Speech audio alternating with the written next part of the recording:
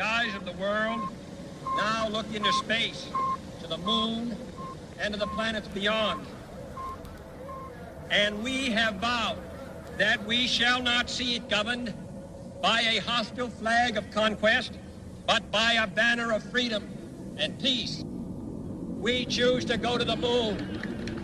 We choose to go to the moon in this decade and do the other things, not because they are easy, but because they are hard. It's my opinion that the Soviets have neither the funding nor the capability to continue matching America's interplanetary ambition. We picked something up on the mid-range scanner. Masterpiece of propaganda timing, the Soviet Union has announced the successful launch of its N-1 rocket to take cosmonauts Yuri Gagarin and Alexei Leonov into space. Who is Russia's mysterious chief designer? We investigate as tensions And we can now confirm that on the 20th of December, 1968, Russian cosmonaut Yuri Gagarin is the first man on the moon. These are the images released by the Soviets of man's first steps on the lunar surface. С этим шагом мы вступаем в будущее человечества. Russia may be ahead, but the race is not Soviets yet won. have reacted to President Johnson's perceived threat with the announcement of their own Zvezda moon base. Nation to build a manned lunar station. The Union of Soviet Socialist Republics will not stand for this blatant show of Western aggression. The Outer Space Treaty lies in tatters tonight as American and Soviet peace talks collapse. The installation will be called Eagle 1, and its full nuclear capability will mean no place on Earth will be beyond America's reach. Nixon will have us out of Vietnam by the end of '71. That's how serious we are about this. Fellow Americans, we will match Russia's aggressive lunar aims, and furthermore, we shall exceed them. I solemnly pledge that by the end of this new decade, we will achieve an armed American outpost on the moon. The news that NASA is to be absorbed into the newly formed United States Space Command has shocked the world, as the total militarization of space becomes a terrifying reality.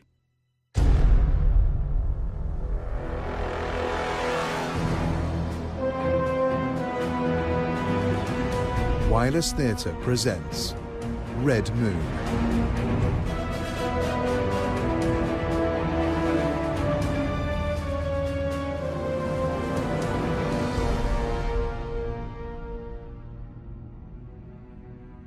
Phase 1.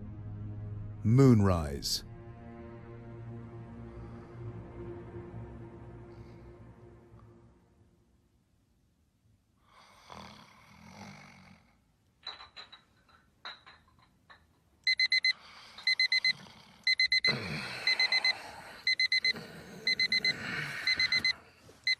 Oh, piss off.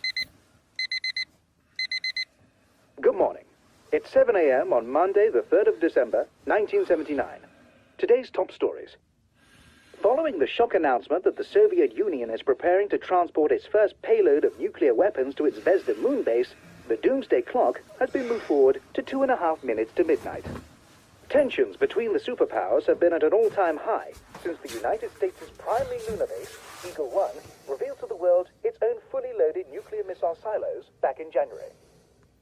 In Parliament last night, Labour leader Dennis Healey accused the Prime Minister of aiding and abetting the United States in creating a new age of brickmanship in the so-called Lunar Shield programme, and warned that the UK economy cannot survive the pressures being placed upon it since the signing of the Anglo-American Space Accord. In other news, the new US president is coming under increasing pressure to release the results of his last psychological evaluation. But White House officials insist... Would it really make a difference if I didn't shave this morning? And in the ongoing trial of British punk rock star John Wilkins might say something. For the murder of his American girlfriend, Nancy Spungen, the New York Supreme Court was thrown into uproar yesterday, when Mr. Ritchie, bassist of the Sex Pistols, leapt from the dock in an apparent bid to escape.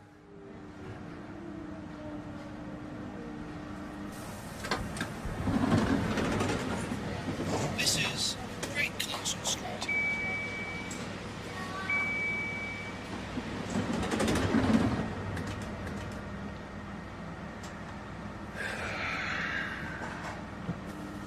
grey skies, grey faces, and always hers in the corner of my eye, until I turned to look.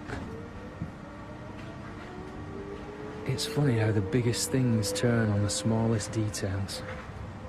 It terrifies me thinking about it now.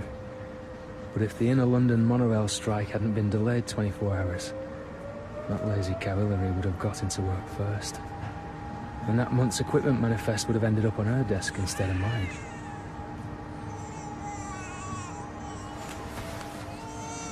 Christ.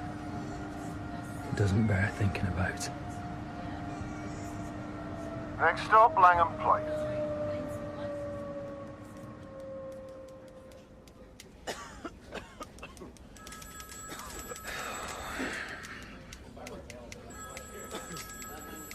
It was one of those days, that Monday in December. I'd stayed up until 3 AM reading that manual that came with the fridge. Don't ask me why. It was the kind of thing I did back then, trying to keep a hold on all the details, trying to stop the world from flying apart. My life had taken a wrong turn, I knew that much. The life I should have had gone a different way, taken too sharp a corner, and flown off the road. Some days it just happens, you know. One decision between you and disaster. Sometimes that's all it takes. One tiny detail out of place, and everything changes. Anyway, it had been a late night. To be honest, I think that's why I made the fuss that I did. Oh, bloody hell.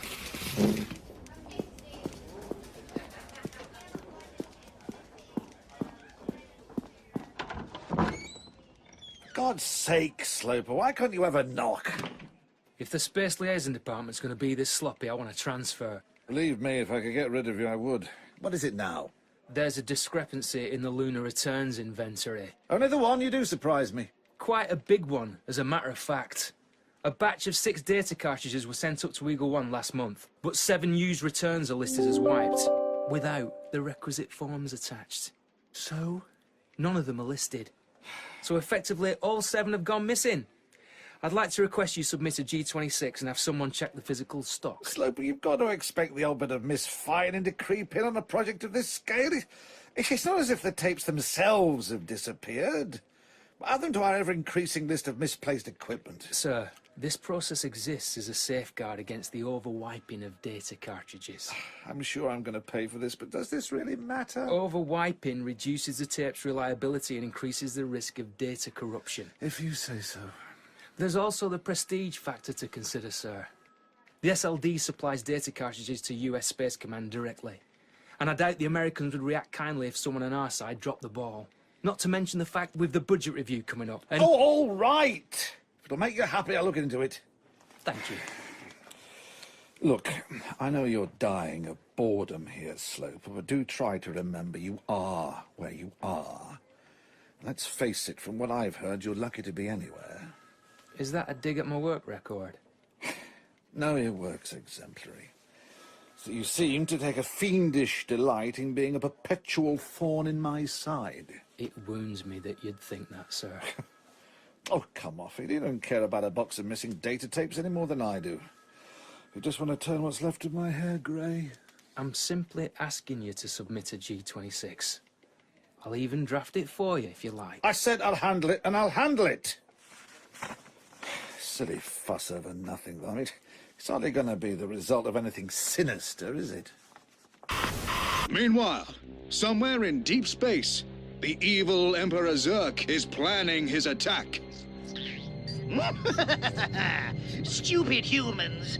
While you're all sitting down to dinner, my Zurkhords will take over the Earth. Not so fast, Zurk.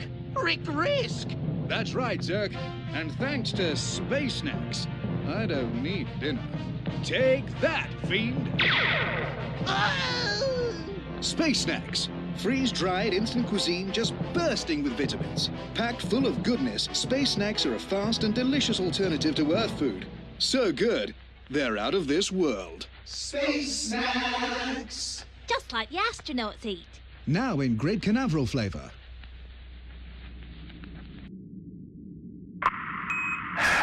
Captain, we have a number of problems, over. Roger that, Eagle One. What's the latest, over? Atmospheric controls and hydroponics were kind of twitchy for a while there. And although they now seem to have stabilized themselves, the sweet peas have had it. Over. We copy. Sorry about the sweet peas, Eagle One. Anything else you boys require from us? Is that them or us? It's us. Diagnostics for you. Anything else, over? That's it for now. Over and out. Add that to the ever-growing glitch list. Yeah. We definitely got some gremlins in the works. You think the Ruskies have to put up with stuff like this? They probably have it worse than we do. Wait till they're sitting on their own 7,000 megaton payload. See how they like it. Ain't gonna happen, bub. They may talk big, but there's no way in hell they're launch ready. When did you start attending Pentagon briefings? Take it from me. Those poor commies are even more strapped for cash than we are.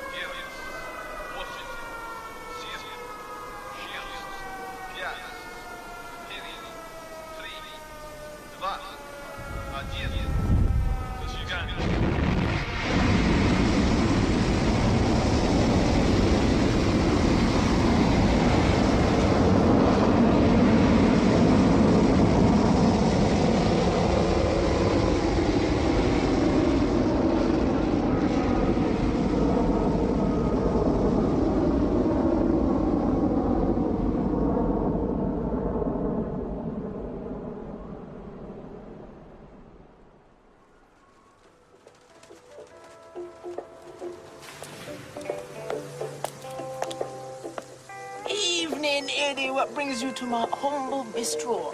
Monorail strike. Can't blame a man. The wheels are coming off the economy. Don't I know it? Can I have a coffee? Yeah, why not? I'll have a nice special. Coming right up. Cheers, Dan. So, how are things in Spaceland? Call them 50-50. Thank God I'm a glass half full person. Shame about the end of the world, though, huh? Yeah. You okay, man? Yeah, fine. You don't look fine. The end of the world. A year ago, I wouldn't have felt this helpless. Hell, a year ago, I'd have still cared. At least working for the SLD gives me structure. Something to rail against. Poor old Wilkins doesn't know the half of it. Pissing him off is about the only thing that gets me up in the morning.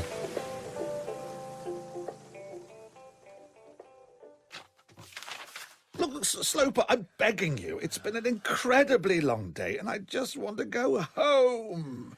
I don't know what else you expect me to do. I contacted Spacecom, and they said they'd look into it. What the hell does that mean? It means it's not our problem anymore. So you're just going to leave it at that? But what would you have me do? You could call them back and insist the cartridges get sent back here for processing. Oh, could I? Her Majesty's Space Liaison Department isn't in a position to insist US Spacecom do anything. Trust me, they've got it covered. When I rang up, I was put straight through to a senior officer who thanked me for my concern and promptly gave me the brush-off.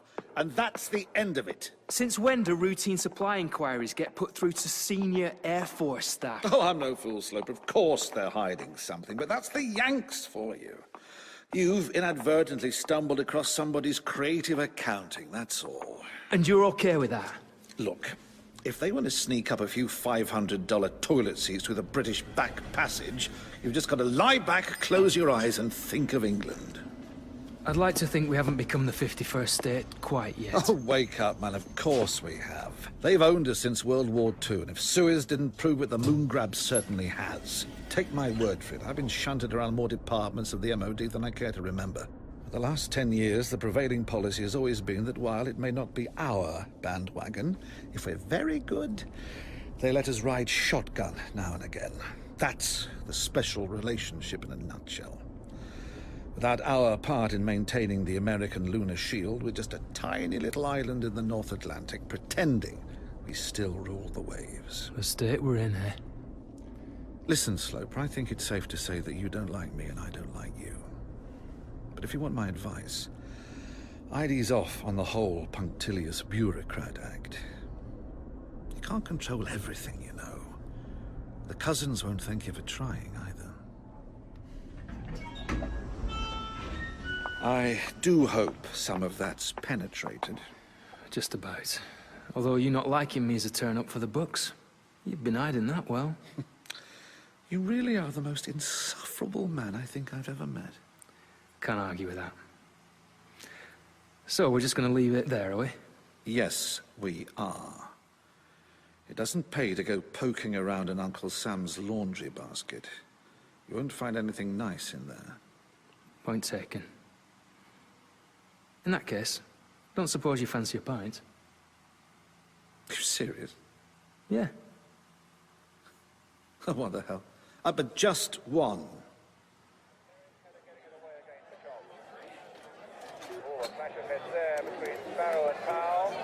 Same again? Go on, then. Same again, please, landlord. I have to confess, Sloper, that when they first foisted you on me, I didn't know what the hell to make of you.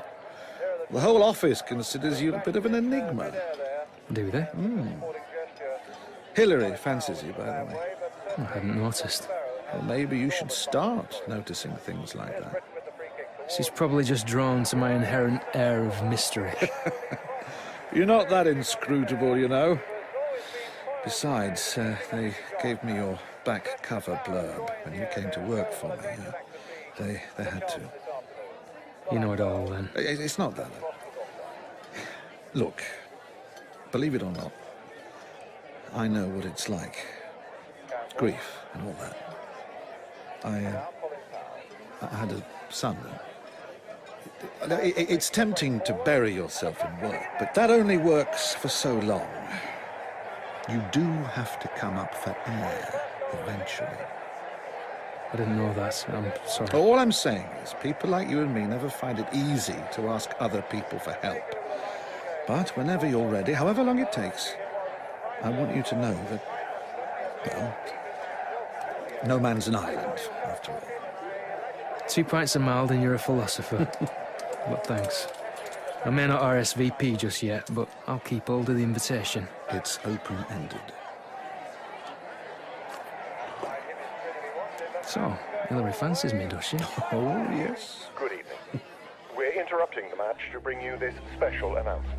Here, Andy, turn it up, will you? Despite some doubts about the veracity of earlier reports, it has been confirmed that a Soviet N-1 rocket fired from Chilton in Kazakhstan early this morning carried with it the first payload of Russian nuclear warheads destined for the moon.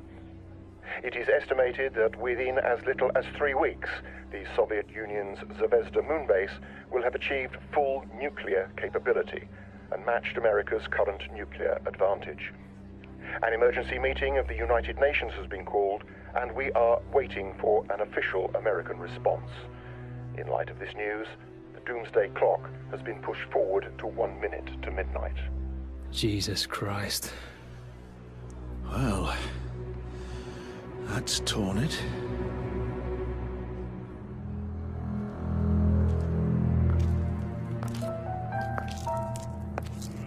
Wilkins is the one on the left. I see him.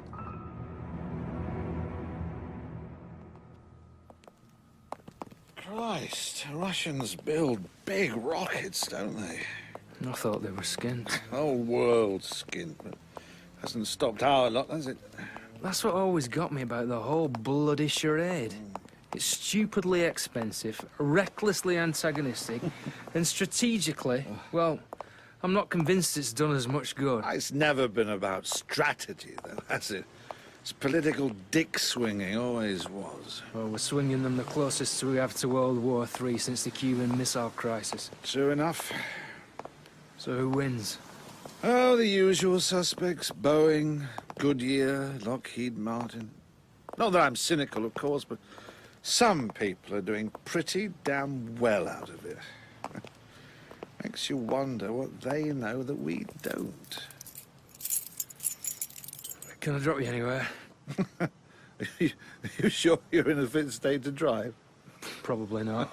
You want to share a taxi? No, I'm not heading far. Are you going to be all right? I'll be fine. Not a bad night for a walk. What are you looking at? Oh, the moon.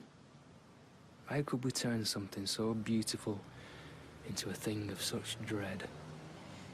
There was a time when lovers used to dance under it. I knew it! Underneath it all, Sloper, you're just an old romantic. And proud. You sure you don't want to share a taxi? No, I'm literally just around the corner. Staying in a hotel, actually. A hotel? Yes, sir. To be honest, well, Doris and I haven't been getting on lately. Oh, God, I'm going to regret telling you that in the morning. Your secret's safe with me, Chief. Which way are you walking? Actually, tell you what, you go on. They're 7 hours behind us in Colorado. I think I might head back up to the office. Make one last stab at following up that manifest irregularity. Thanks, Nigel. Like I said, it's probably nothing. You're probably right. You're a pain in the arse, Sloper. I know. Well, at least you know. Good night, sir. Good night.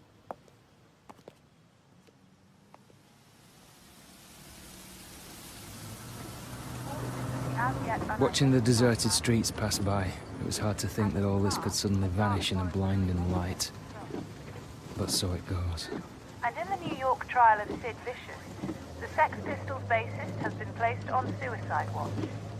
Justice Felix Schrödinger has stated that the British rock star poses a serious threat to himself. If he wants to kill himself, let him kill himself. I think of the money they'll save on his trial. They should bring back hanging, that's what I say. In New York, they use the electric chair. You're too bloody right. Light the bastard up. Execution and cremation in one fell swoop. Zap! Yeah. Zap.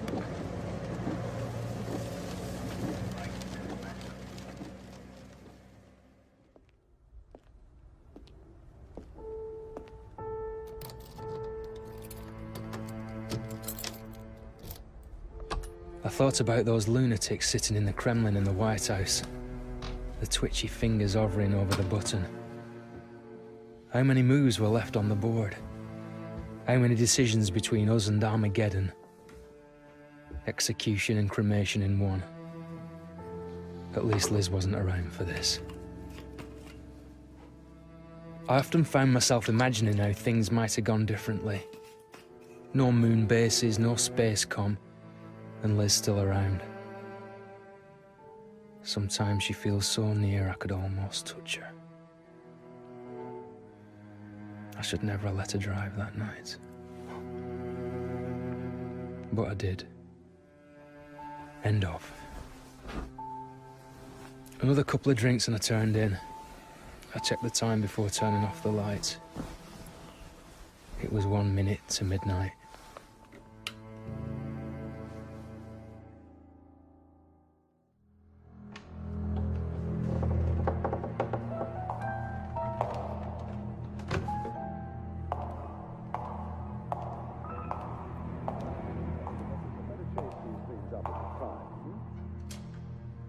Exactly, otherwise they're forgotten about. No, not at all. I'm keeping track of this stuff. It's our job, after all. Well, we do try. Certainly. It'd be very helpful. Well, thank you very much for your time, anyway. Yes, it is rather late here, actually. Yeah, and I will. Thank you very much. Goodbye. Oh.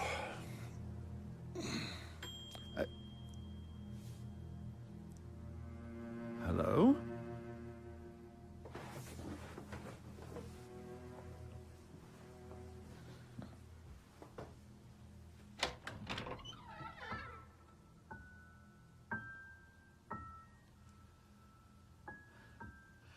Anyone there? Oh!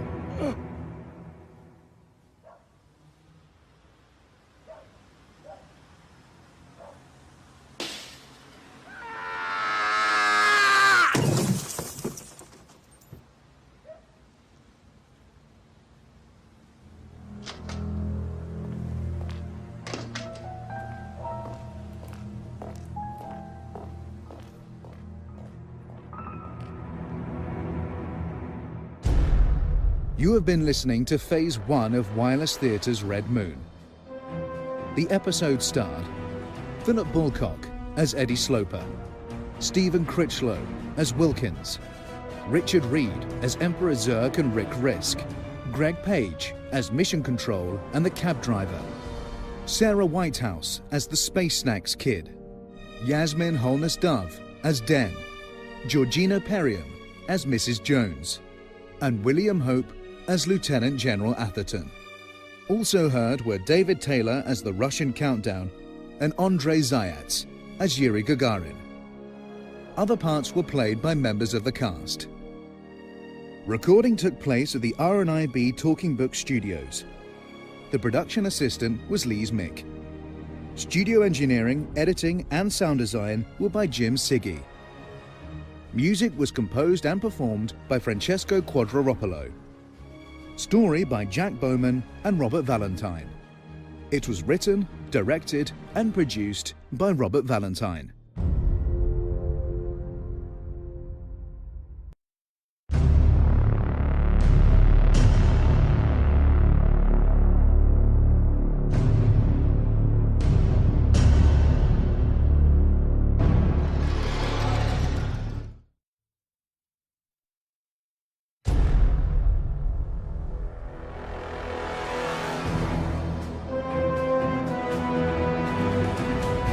Wireless Theatre presents Red Moon.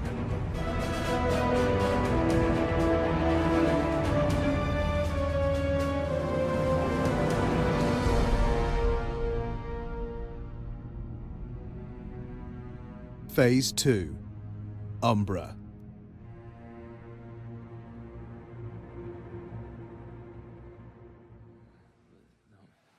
No, don't. Yeah.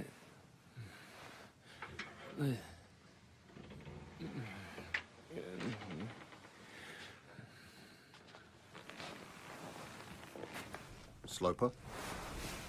Sloper. Quirk, who let you in? With those shoddy locks, I hope you're joking. Are you awake yet? Look, if you want me back for some secret mission, I'm not interested. Don't worry, pal. You're still fired. How are things on the box tunnel project? I wouldn't know. As a matter of fact, I'm covering your old job at the moment. Strictly in a caretaker capacity, of course. It's hardly a strain on my skill set. Cigarette? I'm cutting down.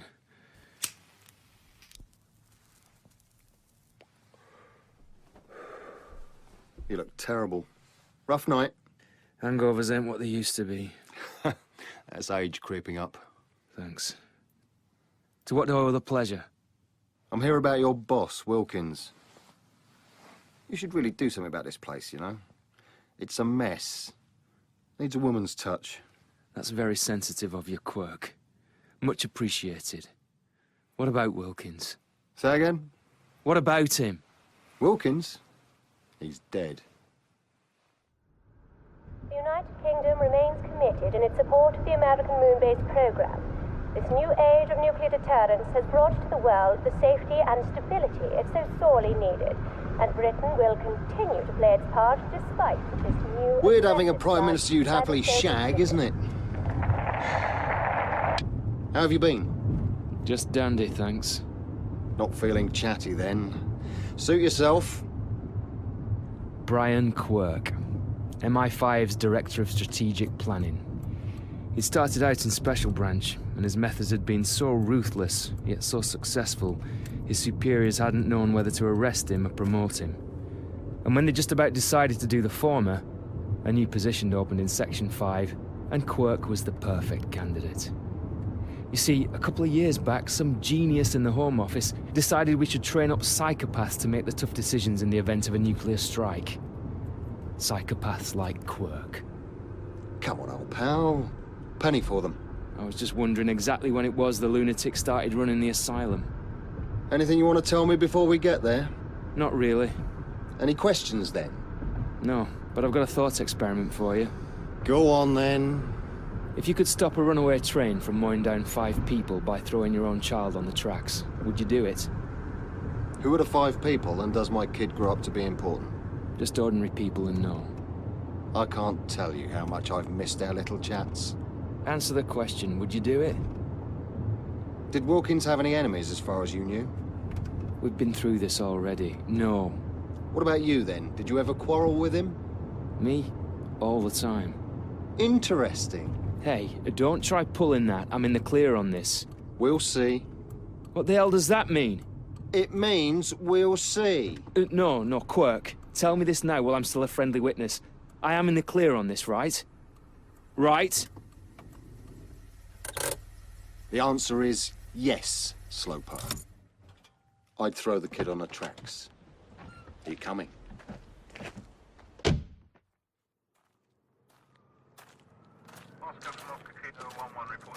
He fell from his office on the 5th floor, and the rest is history. Christ. Oh yeah, I forgot. You're not a fan of heights, are you? Not at the best of times. That is your car, isn't it? You know damn well it is. Who else was in the building? Only the night watchman. Nearly gave the old boy a heart attack. How was his mood when you last saw him? We both know suicides open the window before jumping, so stop dicking me around. Why am I here? For better or for worse, old pal, you're suddenly our man in the SLD. The log shows his last call-out was to US Space Comet 1114. What was he doing here so late? He was doing me a favor. Oh? It was nothing, routine. And 10 minutes later he swan dives into the car park. Has his wife been informed? Who? His wife, Doris. Yeah, the plot are handling that side of things. And who's talking to our cousins at Grosvenor Square? The word from upstairs is not to ruffle their feathers. We'd like to keep this in the immediate family. I take it that means that nobody is. Got it in one. They're not stupid, you know. They'll find out. They will, when we're ready to tell them. Do yourself a favor, okay? Don't become part of the problem. You know me, Quirk. Yeah, I do. Well, there you go then. Where are you going? To find a decent cup of coffee. Sloper. What? I'm serious. Leave the Yanks alone.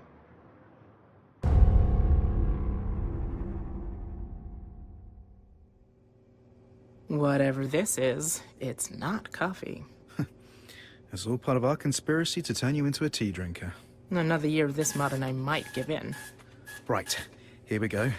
Feast your eyes on this. Benji, we're looking at a brand new pulsar. Congratulations. Just you wait until we finish building the Mark V. We're gonna unlock the secrets to the universe with that baby. Did Eagle 1 confirm these readings? Nearly. What do you mean, nearly? Oh, apparently the system controlling their telemetry monitors went offline for 2 hours this morning. That's not supposed to happen. As in, ever. I know that. But when I rang Houston to ask what the hell was going on, they put me through to Colorado Springs and they told me not to worry. What? I knew better than to push. Colorado Springs means, you know who. Good Lord. They never change, do they? If they've got issues up there, it could jeopardize all the results we get down here. But I'll talk to them. Are you sure that's a good idea? I'm the one that wrote their goddamn error detection protocols in the first place. If the lunar mainframe's glitching, they can't bury their heads in the sand about it. Oh, god damn it. Where are you going? To raise hell. I thought I was finally over the way those bastards 86 me. Turns out I'm not.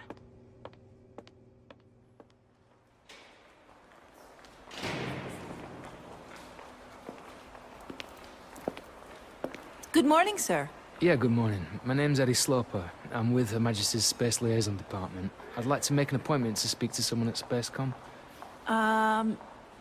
Would you excuse me for one moment, please? I'll see what I can do. Thank you.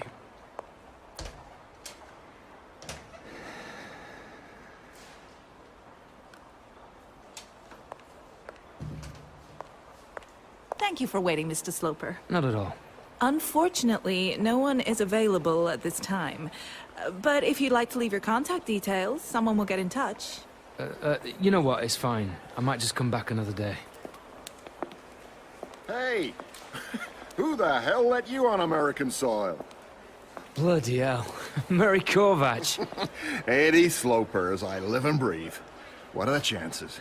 You're looking very dapper, may I say? Ah, well, they still expect me to wear the uniform when I'm overseas. A good thing I like the smell of mothballs. Yeah, how's tricks? Tricky. Yeah, weren't they always? What brings you to London? Death. Come again? Long story. Hence the black armband. Why don't I tell you over a drink? No, wait. Are you hungry? Sufficiently. Great. Let's eat high.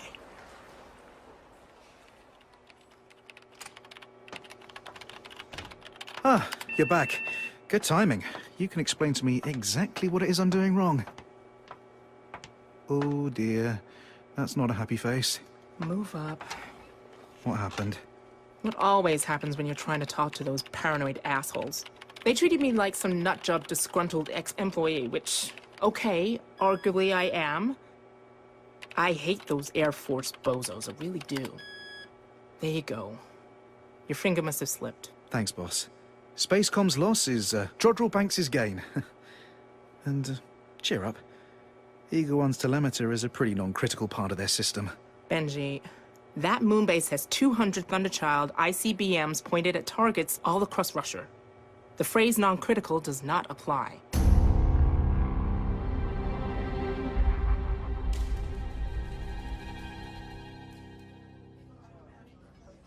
Heck of a view, ain't it? Mm-hmm. No thanks to my old boss Werner, though. I aim for the stars, but sometimes I hit London. We came through okay. It's the next war I'm worried about. Yeah, I hear you. It's feeling like the end of days, my friend. Good afternoon, gentlemen. Would you care for some aperitifs? We certainly would, my man. Eddie, what'll it be? I couldn't. I'm still nursing one from last night. Yeah, trust me on this. Waiter, 2 perfect Manhattans, and once they're depleted, immediately fire over 2 more. Very good, sir. I'd forgotten what a bad influence you are. Hell, the company are probably gonna shut down my expense account any day now, so let's live it up while I can still claim it's in the line of duty. Thanks. Besides, this is a ritual with me. Whenever I'm over here, I like to eat at the top of the post office tower. I don't know, it reminds me of flight training. It's a bit like dining in a centrifuge. My grandma could handle a 23-minute revolution. This is lower G than her rocking chair. As long as our Whittaker can find us again, I'm not complaining. Good. So other than a fondness for eating at altitude, what brings you to town exactly? You said death. Yeah, I'm here to escort a fallen comrade on his last flight home. Chad Henderson. He was an astronaut. What happened? Oh, he'd come back safe from a 3-month tour on Eagle One, and then got himself killed in a hit-and-run on the King's Road. Jesus. Yeah. Stupid waste, huh? Anyway, what about you? You were the last person I expected to bump into at the embassy. Are you looking to emigrate, or shouldn't I ask? I was hoping for a word with someone at Spacecom. Fat chance. They're way too important to talk to the likes of you. That's the impression I got, too. So, what are you doing with yourself these days, anyway? Still defending the realm?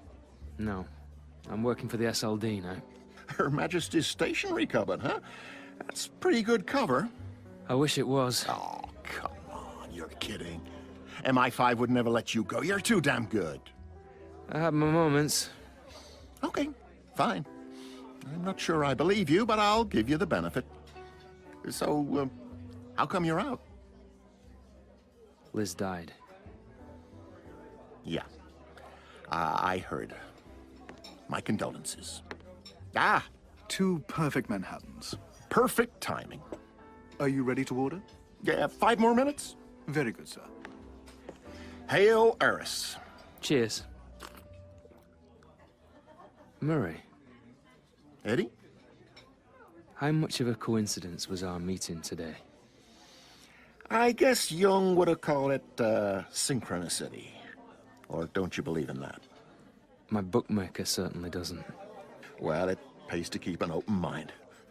Remember that time you saved my ass? That Kensington honey trap? Yeah, I remember. My life would be very different today if it wasn't for you. Listen, let me do you a favor for once, okay? The good old Nasser days are long over, my friend. The moon isn't a sideshow anymore. Now it's the big enchilada. And the top brass at Spacecom are the front and center of American nuclear strategy. They're very powerful people. So they don't take kindly to foreign security services sticking their noses in their private business. I don't work for the security service. I just want to know why someone dropped my boss out of a window. Hey, now. Kara's talk costs lives, old buddy. You know that. Should I be worried? You mean you're not already? The world's a worrying place right now. Makes people crazy. Just leave the crazy people to it. It's safer that way. If I didn't know any better, old buddy, I'd say that sounded like a threat. I'd never threaten a friend, Eddie. All I'm saying is, sometimes the best thing you can do is nothing at all.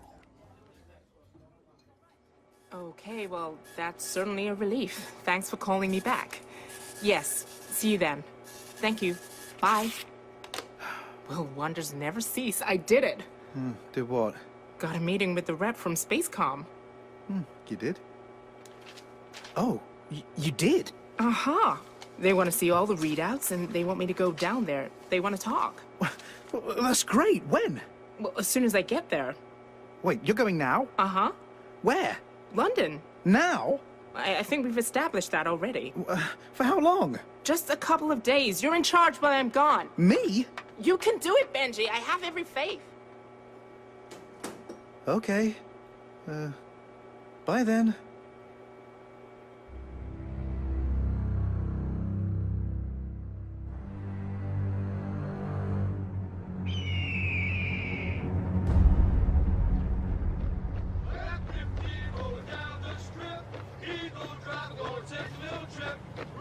Taxi up, count 2-4. Push the throttle forward, hear the engines roar. Bring the seat to the driver, he will sing. Well, if anybody does want to get back to me, I'm not some crank off the street. I'm Dr. Susan Madison. I used to work for you, remember? I'm Dr. Susan Madison. I used to work for you, remember? Yes, sir. I'm flying to England a little sooner than planned. Call ahead to Spade Adam and have them ready for me. Yes, sir.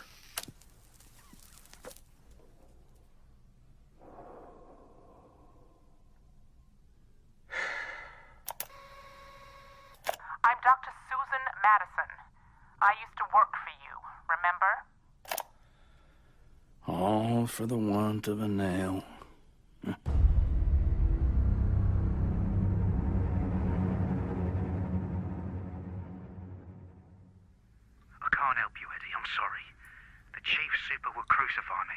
That's okay, Lou. It was a long shot. By the way, if anyone asks... I never heard from you. Right. Cheers again. Look after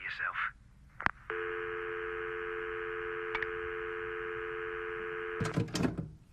Typical.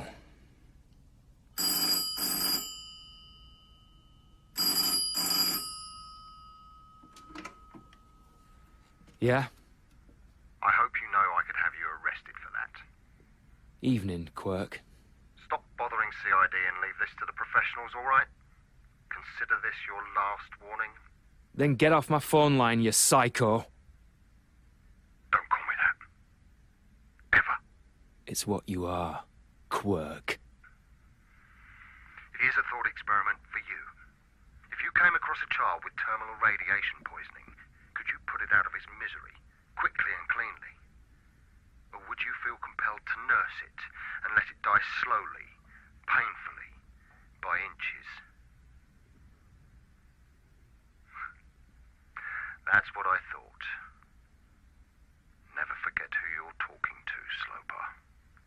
Trust me, I never do.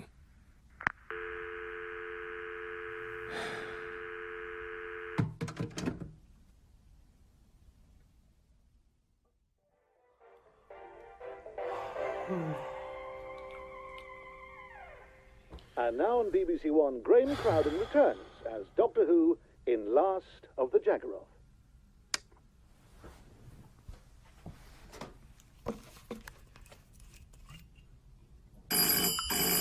Oh, what now?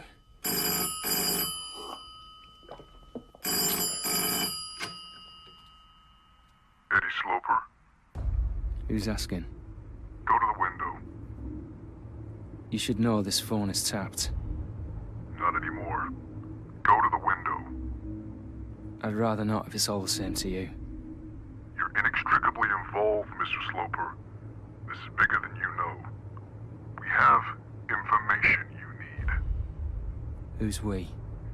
Go to the window.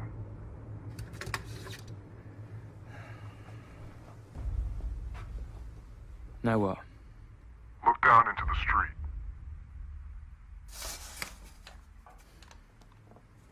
What am I looking for? See the man in the phone booth? Yeah. He'll be gone by the time you get there.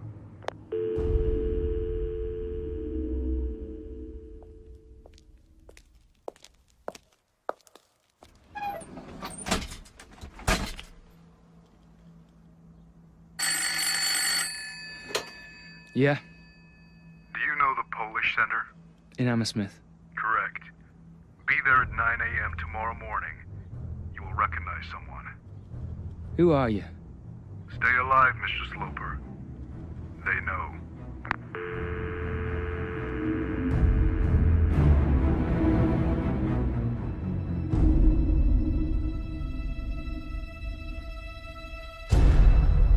You have been listening to Phase 2 of Wireless Theatre's Red Moon. The episode starred Philip Balcock as Eddie Sloper, Yasmin Holness-Dove as Dr. Susan Madison, Joe Riley as Quirk, Greg Page as Murray, Richard Reed as Benji, Lou and the Mystery Caller, Georgina Perrion as Margaret Thatcher, Sarah Whitehouse as the Embassy Receptionist, and William Hope as Lieutenant General Atherton. Other parts were played by members of the cast. Recording took place at the R&IB Talking Book Studios. The production assistant was Lise Mick. Studio engineering, editing and sound design were by Jim Siggy. Music was composed and performed by Francesco Quadropolo. Story by Jack Bowman and Robert Valentine. It was written, directed and produced by Robert Valentine.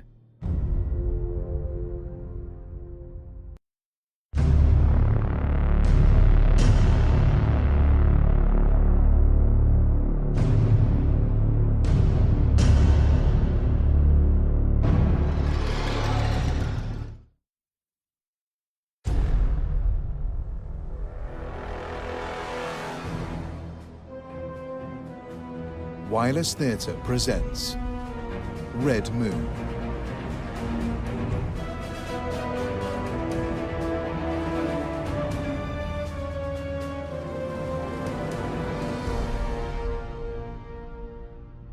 Phase 3, Syzygy. And in this special report, Penny Carrington investigates as further arrests take place at the Women's Peace Camp outside RAF Spade Adam in Cumbria. Almost as soon as RAF Spade Adam was announced as the British centre of US Spacecom's controversial moon-based programme, numerous protest groups have taken permanent residence here at the so-called Women's Peace Camp. As one of Eagle One's key terrestrial control centres, RAF Spade Adam has come to represent, to these protesters at least, the very epitome of American nuclear imperialism. I spoke to Felicity Good, co-founder of Women Against Moon Militarization. I must say, Cumbria Constabulary have tried a lot of dirty tricks to clear us out, but we absolutely refuse to be intimidated. But what do you say to the allegations that you are, in fact, hurting British interests through what you're doing? I think that's a load of old rubbish, to be quite honest. Our aim could not be purer, and the stakes could not be higher. We are fighting to save the world from total annihilation.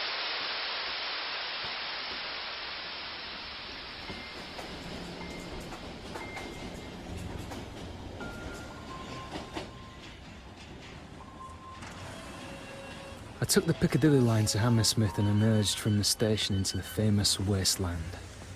Looming above me on a giant hoarding was the architect's impression of what this grey ruin was meant to have looked like. Norman Foster's gleaming glass gateway to London, complete with blue skies, laughing families, and a helipad straight out of Thunderbirds. Since the funding had fallen through, construction had screeched to a halt like a faulty train, leaving the centre of Hammersmith a grey-on-brown building site. And so it remained. It looked like the surface of the moon. And then the thought hit me. One day soon, if we weren't all very careful, everywhere on Earth might look like this. The Polish Social and Cultural Association, the POSC Centre on King Street, was my apparent rendezvous. Christ knew what I was meant to do when I got there. For all I knew, it was somebody's way of getting me out of my flat long enough to turn the place over. Still, it was all I had to go on. The place was hosting some sort of trade conference.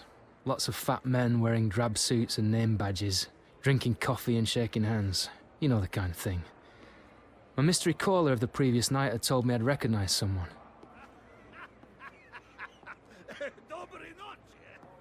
And then I did. Good morning, sir.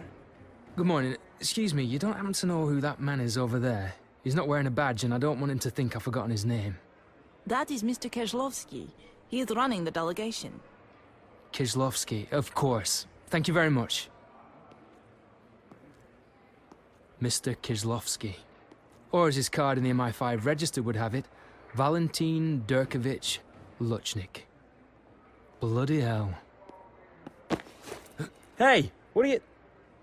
Well, hello, Quirk. What are you doing here? Out.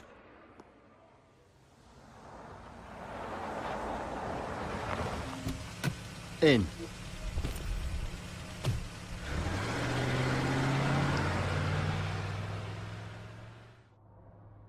How much trouble are you in? Let me count the ways. Give it a rest, will ya? Those were precisely my instructions to you, weren't they? Who let you know your old pal Luchnik was in town? Oh, you know, a tall, dark stranger lurking in the shadows. The usual. Am I under surveillance? Of course. Well, call them off, will you? It's a waste of the department's budget. It's already getting tedious reminding you of this, but you don't work here anymore. I'm not the one who needs reminding. Don't make this difficult. Luchnik's not your concern. Agreed. Although I have to say, he's looking well. He's living well. Yeah, he always did in London. Not staying at the Ritz, is he? The Savoy. Cheeky bastard isn't even being subtle, it's insulting. Well, do send him my love.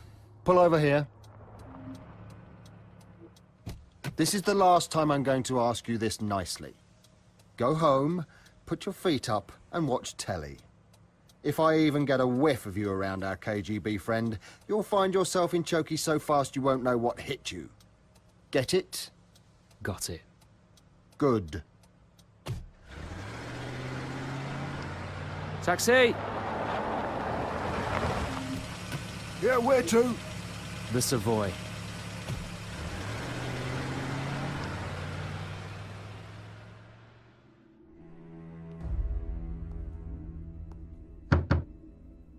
Room service. Sometimes, all you need in intelligence work, counter or otherwise, are a few transferable skills.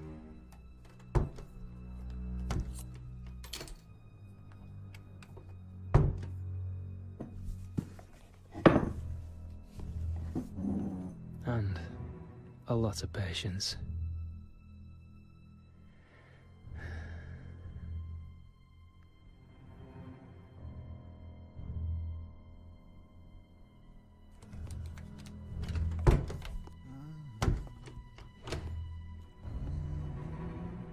Leave the lights off.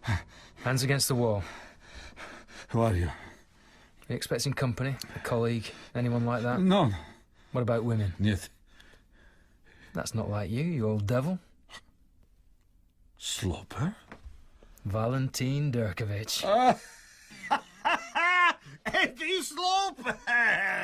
Drzuci, mój drug, Likewise, old pal. How are you feeling? You were getting your own back for last time we met, eh? I'm so happy to see you. This calls for celebration, eh? Well, don't go to any trouble on my account. Tattinger, comme the champagne. Oh, go on then. It has been how long? 4 years. Oi, too much. So what brings you back to my manor?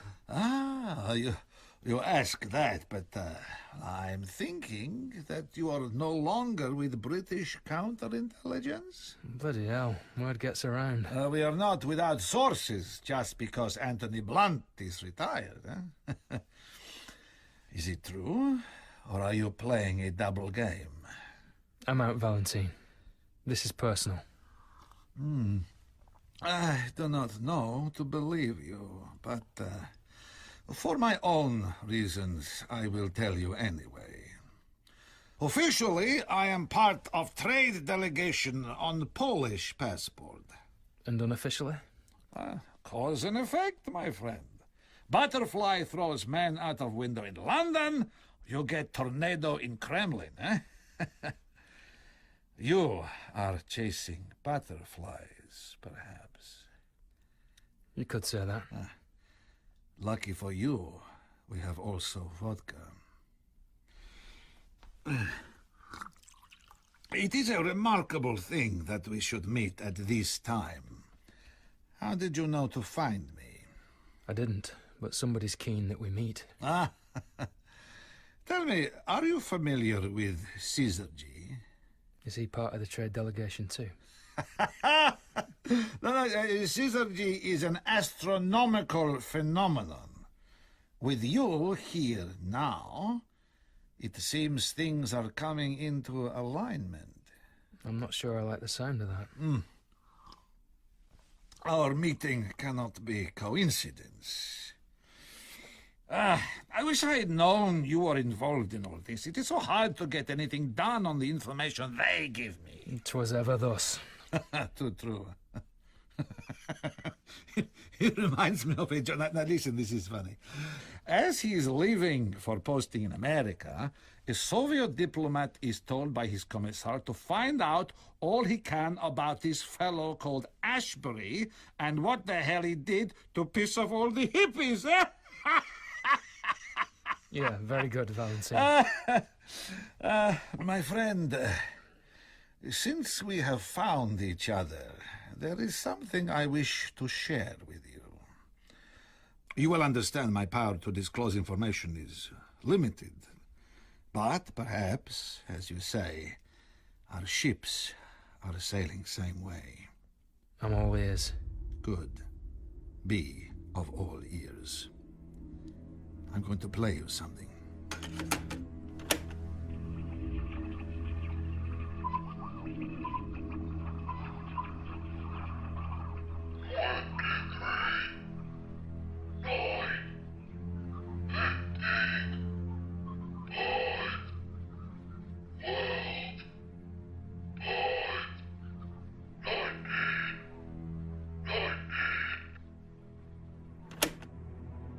What do you make of it?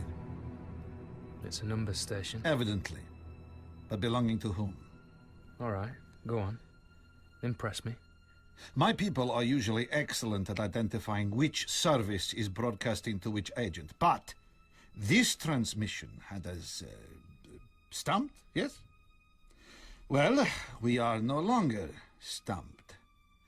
After meticulous analysis of the times of broadcast, cross-checked against the movements of senior staff of U.S. Air Force, we eliminated all but a small number of key personnel, all of them linked to Spacecom, but only one of them had the links also to CIA. Who? Lieutenant General Cassius Atherton. We believe the chief of U.S. Spacecom is making a conspiracy. Any idea what it might be? No. But perhaps you are the man to find out what we cannot. Don't try recruiting me, Valentine. I'd rather we stayed friends. You will do what you do. There are no sides on a cinder. I'll drink to that. It's a crazy time you're living in, no? You know, sometimes I wish Korolev had failed to get the N1 working back in '68. He was a sick man even then, had a string of heart attacks, but he fought on, lived, and he won. For us, for Russia. But if the Americans got to the moon first, the world now would be very different, I think. The Americans, they are mad. Deep down, they're all mad. So are you lot. Present company excluded, of course. Americans are insane, it is true. Deep down, they know the land beneath their feet does not belong to them. They stole it all from the Indians. All their actions are designed to negate this fundamental knowledge. You British, you are also insane. Yeah, but we know we are. Very good. Yeah, you do know. That is your one saving grace. We Russians, we are pragmatists. If we had lost the moon race, we'd have had the good sense to give up. We never wanted to put a man on the moon. Ridiculous notion.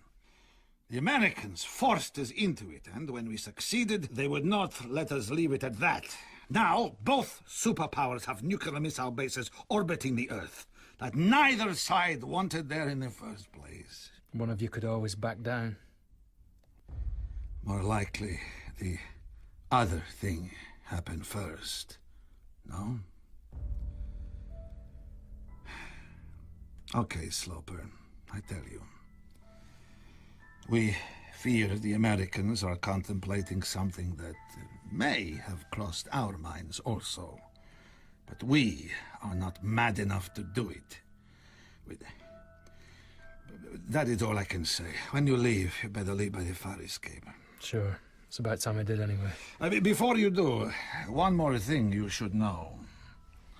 The new head of security at U.S. Space Command London is a top CIA killer.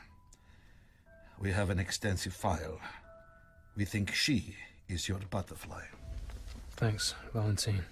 Valenti, please! I meant to be Polish. Please know, it is important to me that you stay alive, my drug.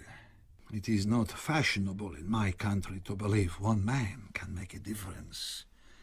But it is an undeniable truth that one little stone can start avalanche. You, my mad Englishman, you might be that stone. Nastrovia. Syzygy.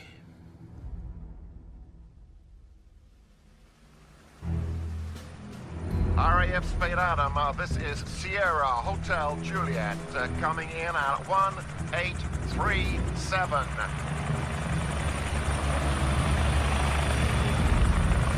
Good morning! Welcome to Spade Adam, sir!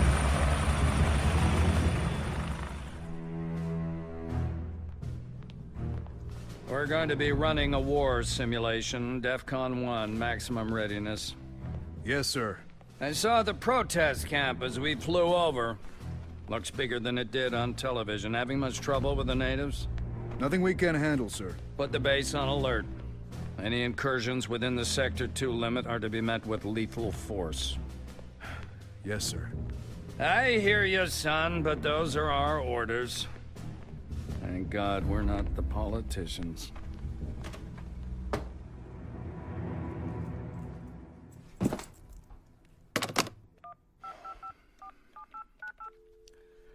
It's me. We have another problem.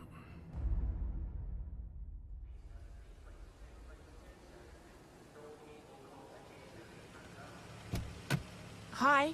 Where to, love? Grosvenor Square, please. The American Embassy? Right. Jump in.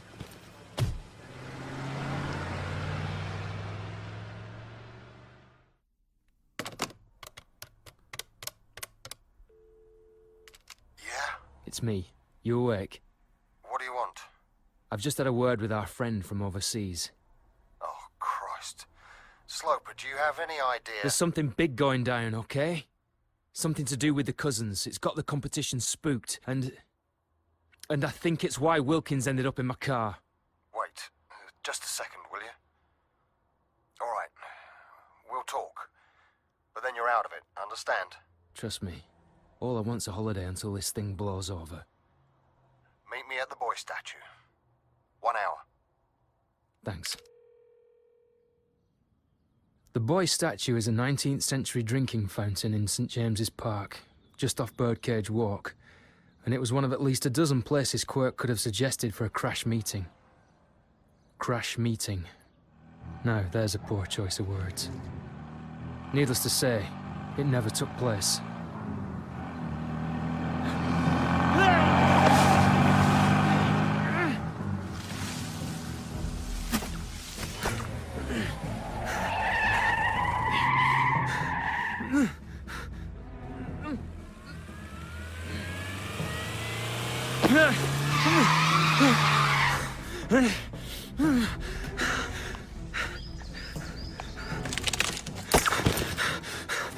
After him.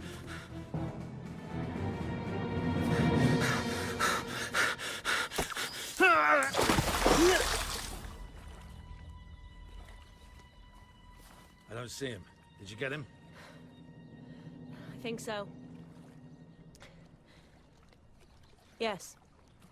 Yes, I did. Let's go.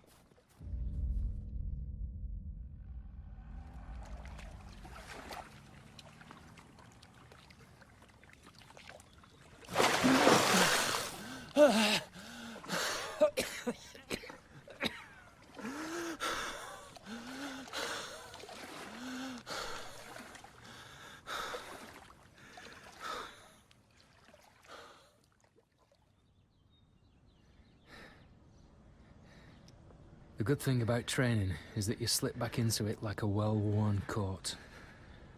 I knew I couldn't go back to the flat. It was time to disappear. Almost time.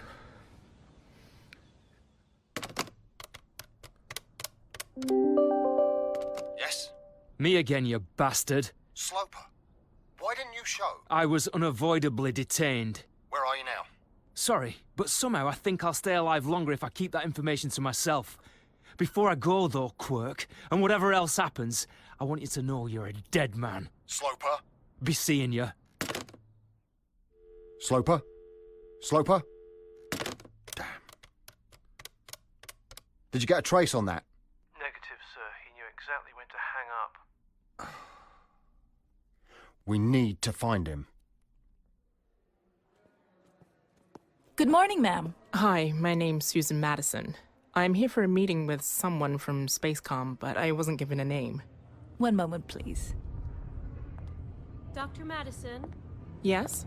How do you do? I'm Mrs. Jones. You have been listening to Phase 3 of Wireless Theatre's Red Moon. The episode starred Philip Bulcock as Eddie Sloper, Yasmin Holness-Dove as Dr. Susan Madison, Joe Riley as Quirk, Georgina Perrion as Mrs. Jones and Felicity, Sarah Whitehouse as the BBC reporter and POSC receptionist, Richard Reed as the base commander, Greg Page as the cab driver, with Stephen Critchlow as Luchnik, and William Hope as Lieutenant General Atherton. Other parts were played by members of the cast.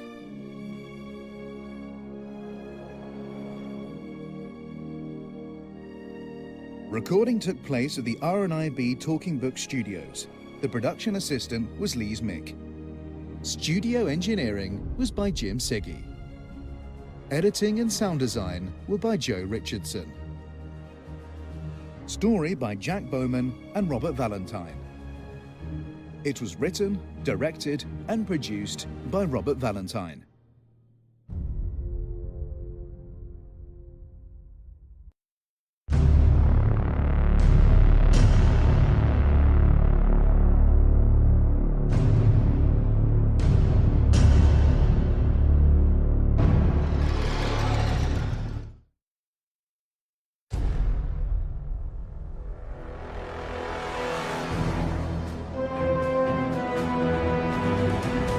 Wireless Theatre presents Red Moon.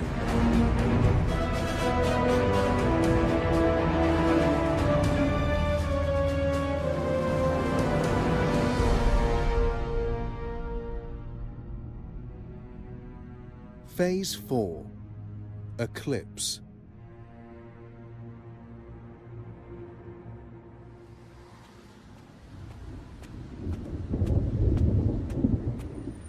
It was time for Eddie Sloper to disappear. This meant leaving everything I owned behind, apart from the clothes I'd on me and the contents of my pockets.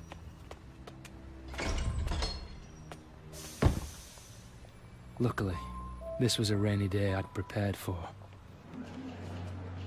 My first port of call was in Belgravia, specifically the Midland Bank on Buckingham Palace Road. In their safe, they kept an envelope for me. Inside it was the key to a railway locker.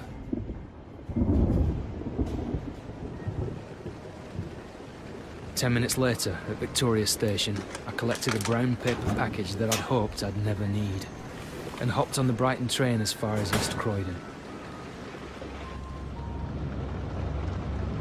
The package contained £200 in used notes, one Colt Commander, one box of ammunition, and a passport and driver's license in the blandly forgettable name of William James.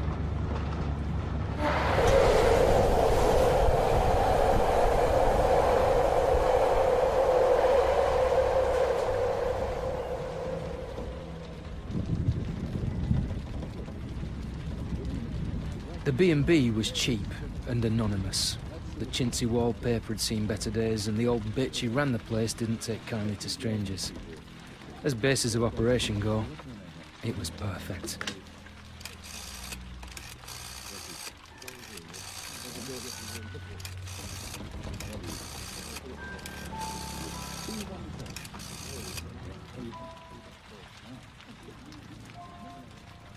Room 523, please. Mr. Kozlowski? It's Mr. Stone. That's right. Now about that new American cleaner you mentioned.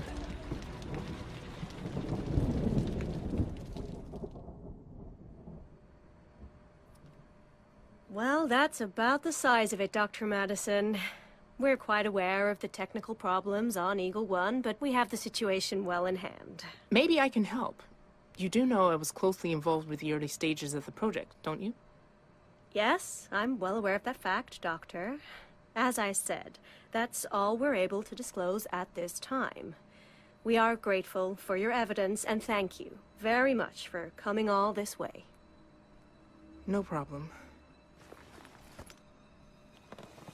Oh, by the way, have you spoken to anyone else about this? Other than me? Friends? Colleagues? Anyone like that? No. No, of course not. Good.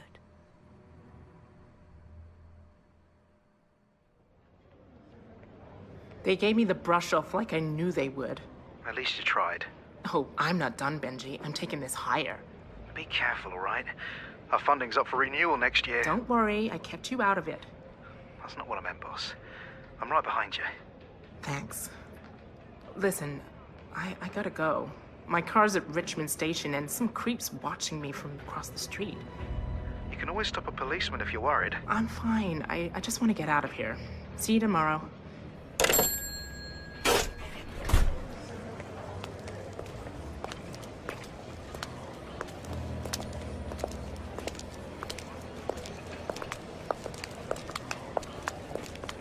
Oh, God. This is all I need. Is he a racist or a rapist or both?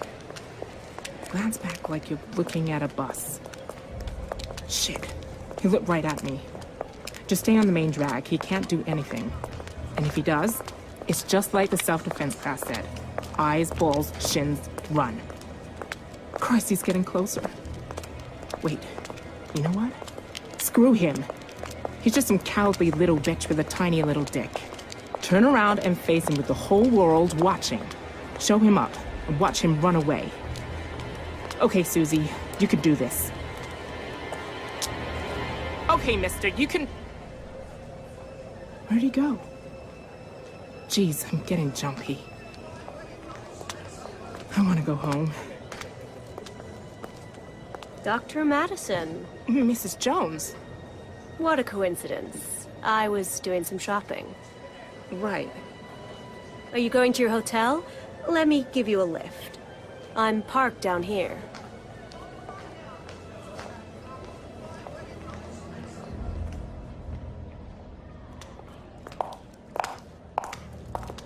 Listen, I don't want to put you out of your way or anything. Oh, it's no trouble at all, Doctor.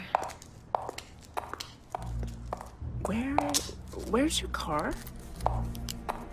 Hey, what is this? Stand against the wall, please, Dr. Madison. What are you doing? I'm very sorry about this. Hey, wait a minute. Please, wait! Rest assured, you did nothing wrong. Close your eyes. It's better that way. Oh, God. Please don't do this. I promise you it won't hurt.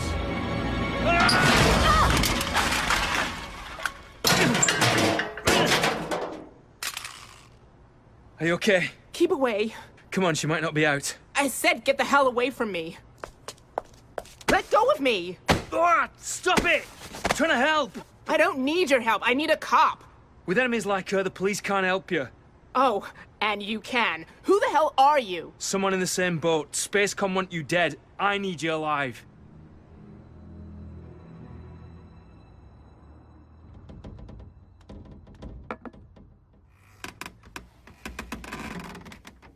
You okay? No, I'm not okay. Get that cup of tea down you then. Thanks.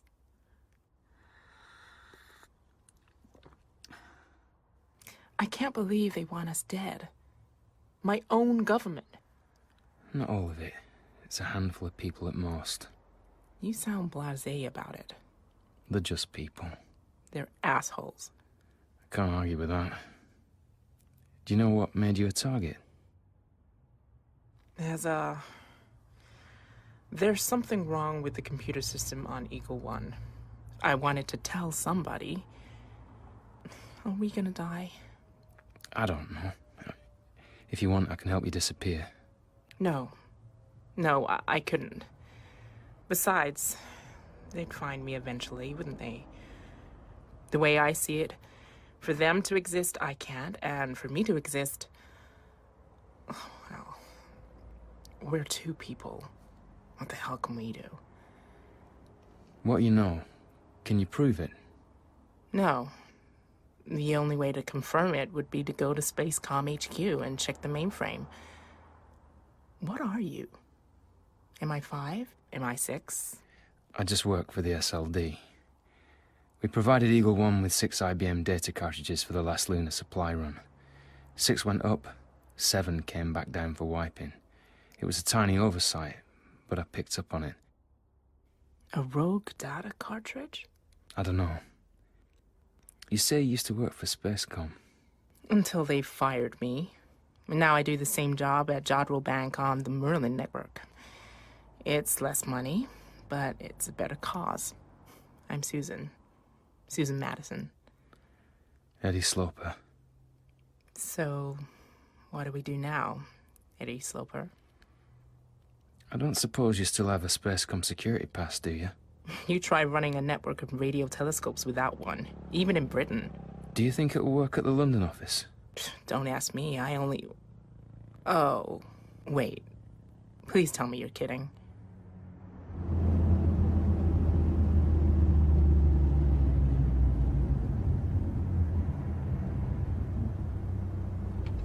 I don't know if I can do this.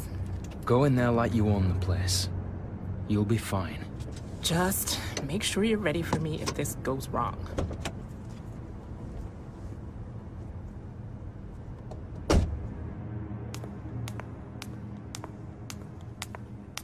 Good evening. Can I help you? I hope so. I just got off a flight and I'm still on Denver time, and there's some work I'd like to get done before I'm due here in the morning. May I see your security pass, madam? Doctor, actually. Dr. Susan Madison, and yes, I have it here. Yeah, one moment, please.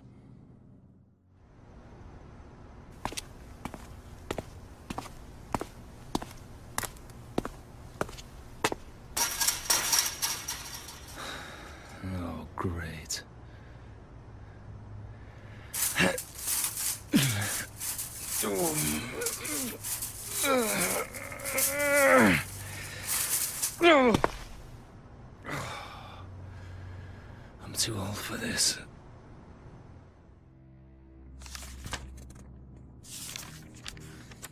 When was the last time you were here? The last time I had to come to England. Is there a problem? Could I see some additional identification, please, Doctor? Your passport, for instance. My passport's in the hotel safe. Would my driver's license be okay?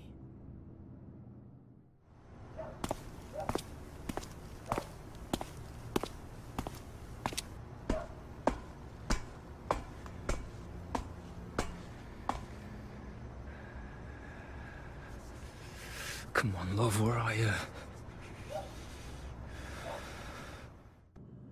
Right. Thank you, Doctor. All seems to be in order. Lifts are on the right-hand side, and you'll be wanting the 3rd floor. I appreciate it. Have a good evening. You too.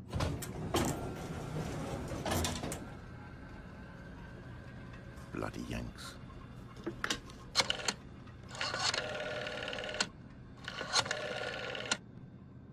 I just thought you should know. There's an unscheduled visitor on level 3.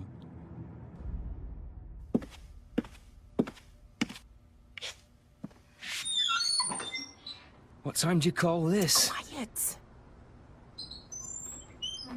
Come on. The terminal room's this way.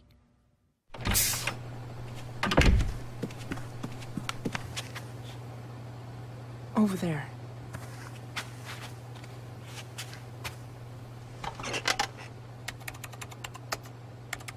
How long will it take you to get in? Not long. I already have a level 2 access. That should get us most of the way.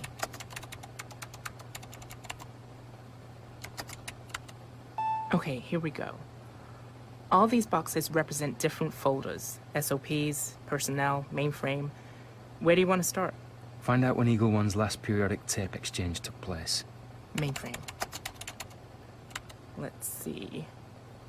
The last manual update of the operating system occurred on 9/9/79, 2 months ago. Attending engineer Henderson C. Chad Henderson. You know him? He was a friend of a friend. 2 weeks after coming back from his last lunar tour, he was killed in a hit and run. What the hell did you do up there, Chad? Hang on, I should be able to tell you. Damn. All access rescinded. See Executive Action Memo 237. An executive action memo? That means it came from the very top. It also means what I'm about to do should impress you. You can hack it. We'll soon see. These security gates are sneaky, but I'm sneaky too. I'm through. What is this? It's an operation file. Codename Dark Side. Open it. I think this is what we've been looking for. Bingo! This is the September OS patch. It's an exact duplicate of whatever Henderson uploaded. You understand this stuff? I helped write most of it. Okay, what now? Now I want to print off as much of this as possible and take it with us. Try and figure out what it all means. Hey, pass me a data cartridge from the rack, will you? Sure. Thanks. There's one other thing I want to do. Which is? Take a clean copy of Eagle One's original operating software. The way it was before Chad Henderson updated the system. I have a feeling we may need it. How long will that take? How much time do we have?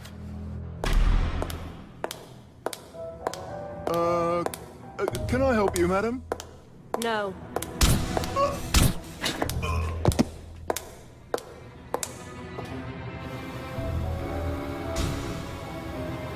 That was a gunshot.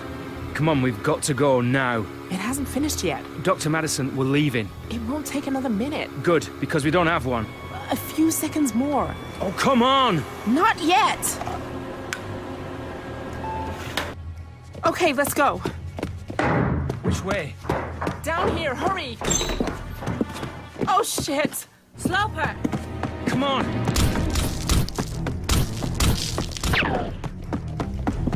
Through here! It's Mrs. Jones. Oh, is that her name? Who the hell does she think she is? Hurry up!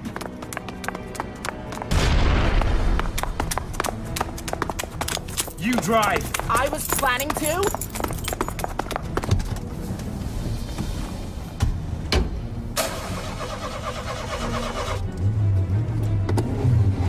Get us out of here, now!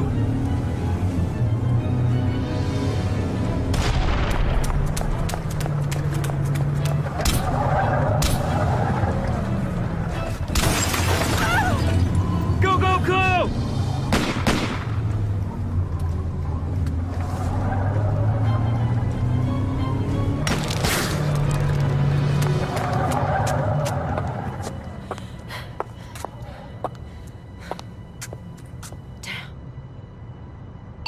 Sir, unfortunately, Dr. Madison has escaped, and Eddie Sloper is with her.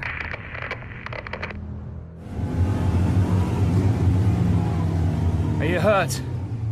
No, I'm fine. Where are we going? Just keep driving for now. We need to dump this car and then find a hotel. Dump Trixie? Sorry. Damn it, Trixie. 2 more payments.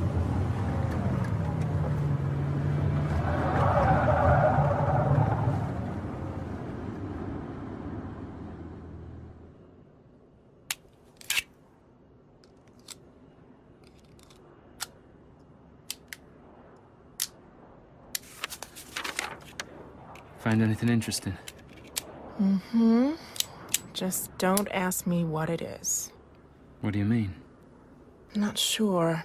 There's something very strange in all this. I can sense it.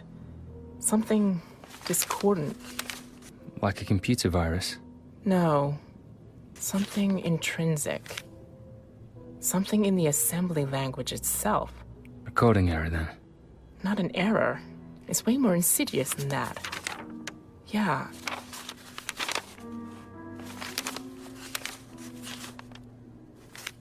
I think I want to say it's a very subtle, very calculated, pseudo-random alteration, designed to look like an error. Think of sneaking minor chords into a familiar piece of music. On paper, it looks superficially the same, but the ultimate effect is fundamentally different. So it's playing all the right notes, just not necessarily in the right order. It certainly explains the glitching they had. Only, I don't think they were glitches. What are they then? You got me. But I think there's some malicious purpose at work inside the lunar mainframe. And it's hiding its intentions behind a whole load of ones and zeros. In the end, that's all it comes down to. The tiniest binary alteration. And anything could happen. What do you mean by anything? You gotta understand, this controls everything from atmospheric regulators to power generators, hydroponics to waste disposal. What about the weapons systems? Those too. Sloper, what are we gonna do? Like I said, we're just 2 people. Ones and zeros.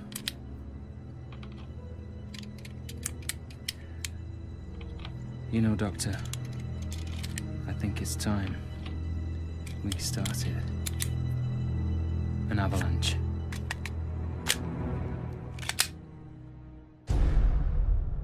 You have been listening to Phase 4 of Wireless Theatre's Red Moon. The episode starred Philip Bulcock as Eddie Sloper, Yasmin Holness-Dove as Dr. Susan Madison, Georgina Perriam as Mrs. Jones, Richard Reed as Benji, and Greg Page as the Spacecom security guard. Recording took place at the R&IB Talking Book Studios. The production assistant was Lise Mick. Studio engineering was by Jim Siggy. Editing and sound design were by Tashari King. Music was composed and performed by Francesco Quadropolo. Story by Jack Bowman and Robert Valentine. It was written, directed and produced by Robert Valentine.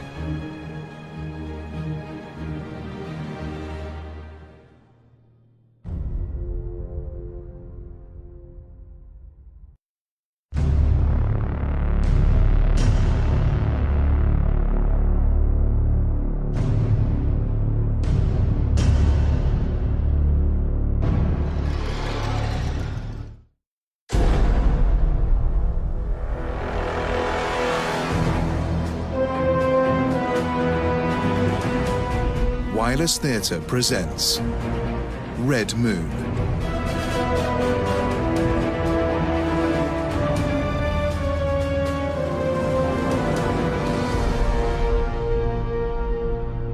Phase 5. Transit.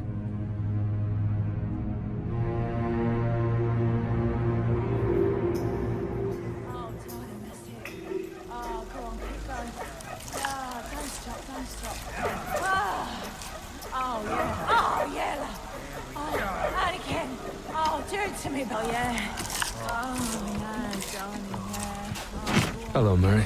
Jesus. Oh, Eddie. What are you trying to do? Stay alive, mostly. What's the matter? Expecting someone else? Oh, don't think I'm not pleased to see you. What do you want? I want to talk about Spacecom. Guess my message fell on deaf ears, huh? Who asked you to deliver it? But I can't tell you that, Eddie. And you don't want to know. I'll see you around. Sit back down. Nice and calmly. Have you flipped, is that it? Sit down, or I will kill you. You know what? I don't entirely believe you wouldn't. Anyone else know about this meeting? No. At least I don't think so, dude. Can we get out of here? As long as you tell me everything you know about Chad Henderson's tour on Eagle One. You should have warned me you wanted a debrief, Eddie. I mean, next time I'll book us a table at the Trap. There may not be a next time, Murray. We'll go out through the emergency exit. I know a place we can talk. Is it far? No. As a matter of fact, it's just around the corner.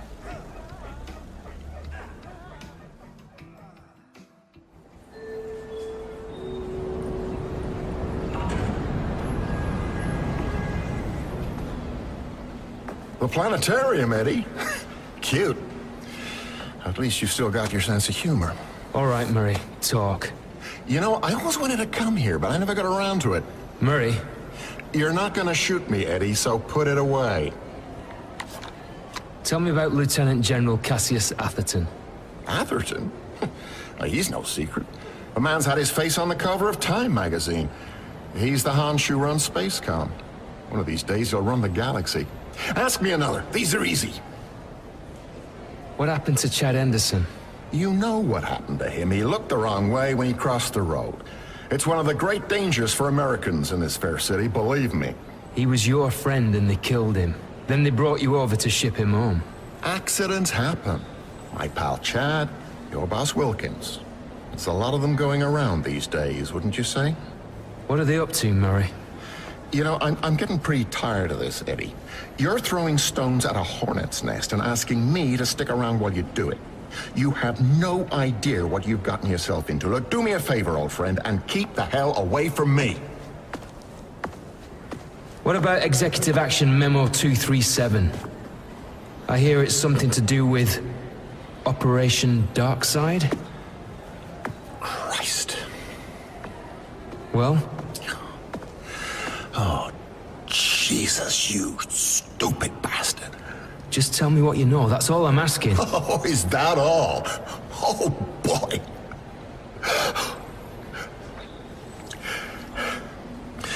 Eddie, listen to me. These guys ain't sneaking Sally through the alley. They are the most powerful people in the world, for Christ's sakes. Whatever they're doing, there is nothing anyone can do to stop them. I used to think better of you, old friend. You really don't understand any of this, do you?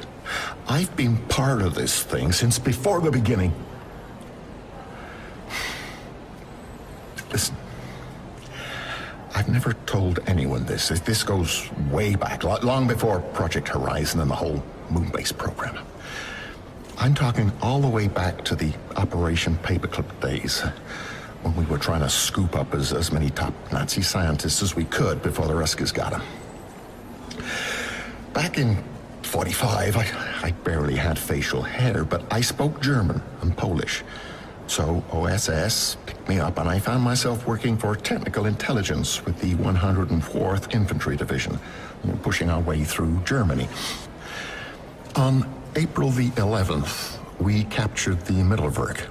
The mountainside factory where they built the V2s. You know, these days, all people want to know about is whether we really did find any crazy Nazi super weapons. You know, flying wings, vertical takeoff, exotic propulsion systems, all the real spooky stuff. But that's just window dressing for the tourists. What we found that day was the space race's true heart of darkness. I'd never seen anything like it. Who the hell had? 6,000 corpses left to rot by the SS. Slave labor from the neighboring concentration camp, Camp Dora. Once we'd opened the grave pits, the final count was 25,000.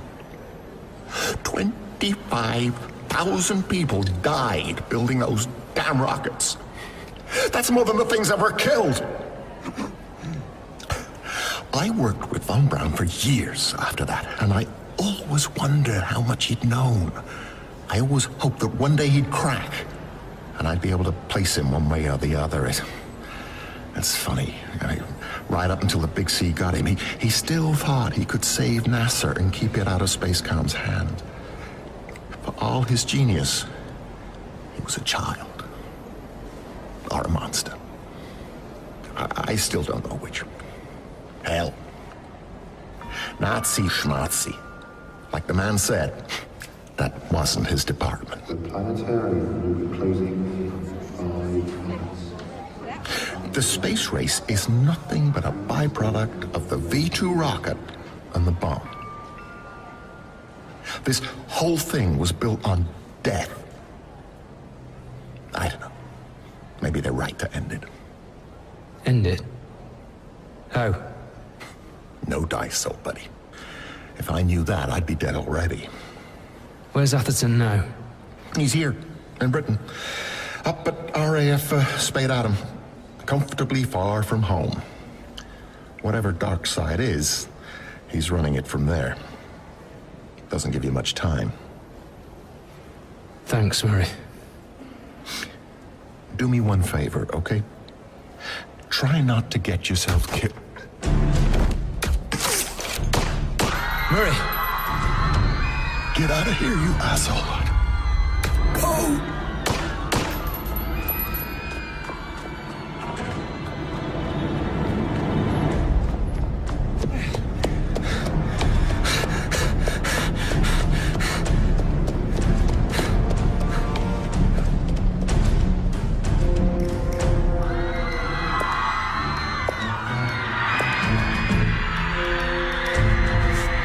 Sloper. Ma'am. Come on. Major Kovac. Mrs. Jones.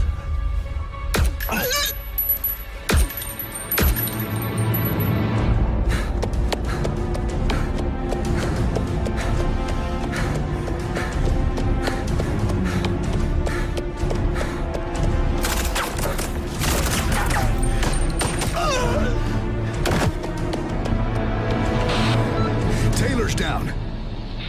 Leave him. Stay on Sloper. Out of the way! Move! Hey! Careful, love. Steady, hold up.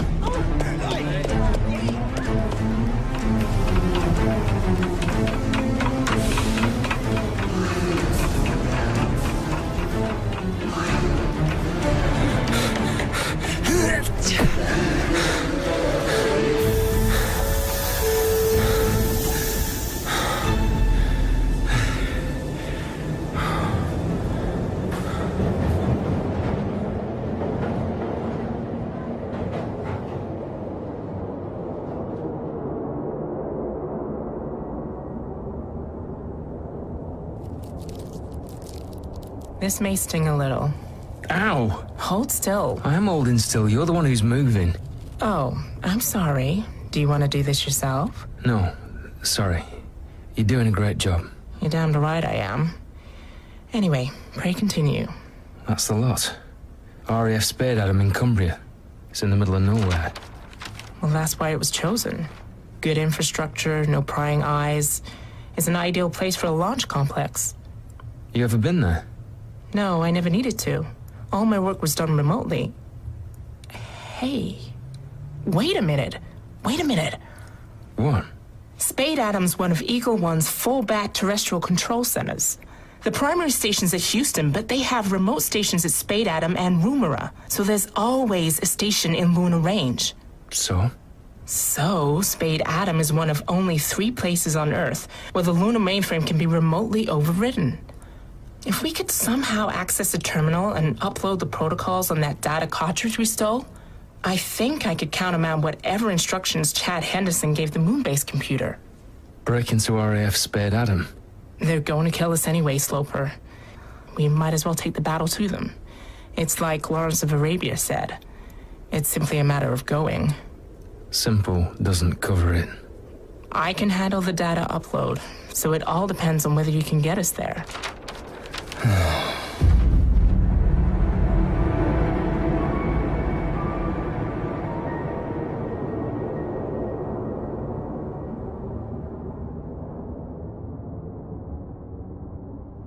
This is very disappointing.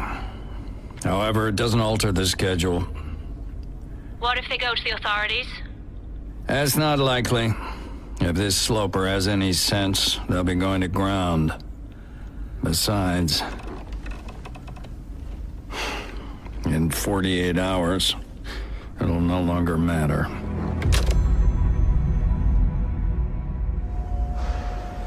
Train about to depart from platform 9 at 9:35 to leave. Listen, I want you to march up to the ticket office and buy us 2 tickets to Dover Priory.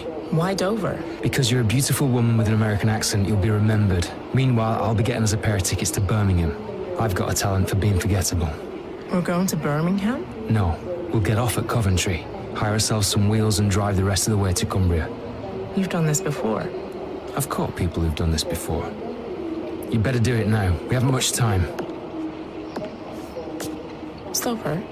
Yeah? You really think I'm beautiful? Hurry up.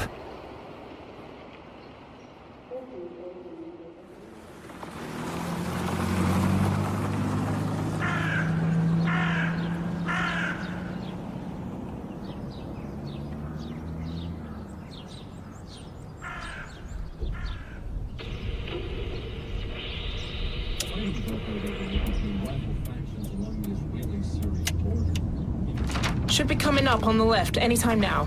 Cheers. Hey, Sloper, are you married? Why do you ask? I just had visions of Mrs. Sloper somewhere wondering where the hell you got to. No. You? Divorced. Oh, sorry. Don't be.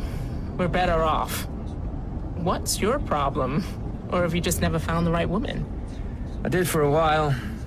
Sorry, when I said I'm not married, I'm a widower. Oh, now I'm sorry. I didn't mean to... Don't worry about it. It's fine. Her name was Liz. She was great. It's good you can talk about her. I don't really. Not much. She was my best friend. She died in a car crash. My fault, really. My train home was late. I could have taken a taxi home from the station, but she offered to come and pick me up. It was a wet night. I could have easily said no. You know, I'm not religious or anything, so as much as I'd like to think she's waiting for me somewhere, I really don't think she is. But if you think about the past as an undeniable fact that can't be erased, I don't know. It helps me feel better about her not being here anymore. She may be gone, but we loved each other, and they can't take that away from me. George and Ira Gershwin. Yeah. You hungry? I found some space snacks in the glove compartment. Just like the astronauts eat. Oh, slow down a little. There it is. RAF Spade Adam. The British home of U.S. Spacecom. There's the transmitter station over there. It's huge. It has to be. And that must be the peace camp. Uh-huh. Looks peaceful. Don't you believe it?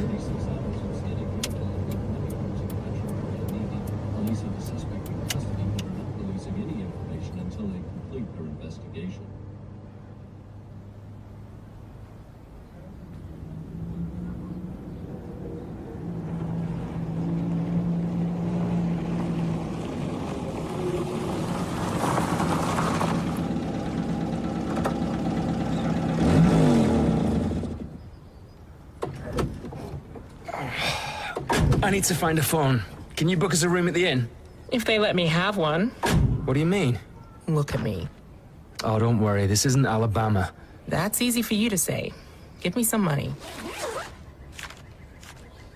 If I get in any trouble, I'm holding you responsible. Who are you calling? I have a contact in Women Against Moon Militarization. You have a friend at the WAM group? Sort of. I'm hoping she's forgiven me for the last time our paths crossed. What did you do? Got her arrested.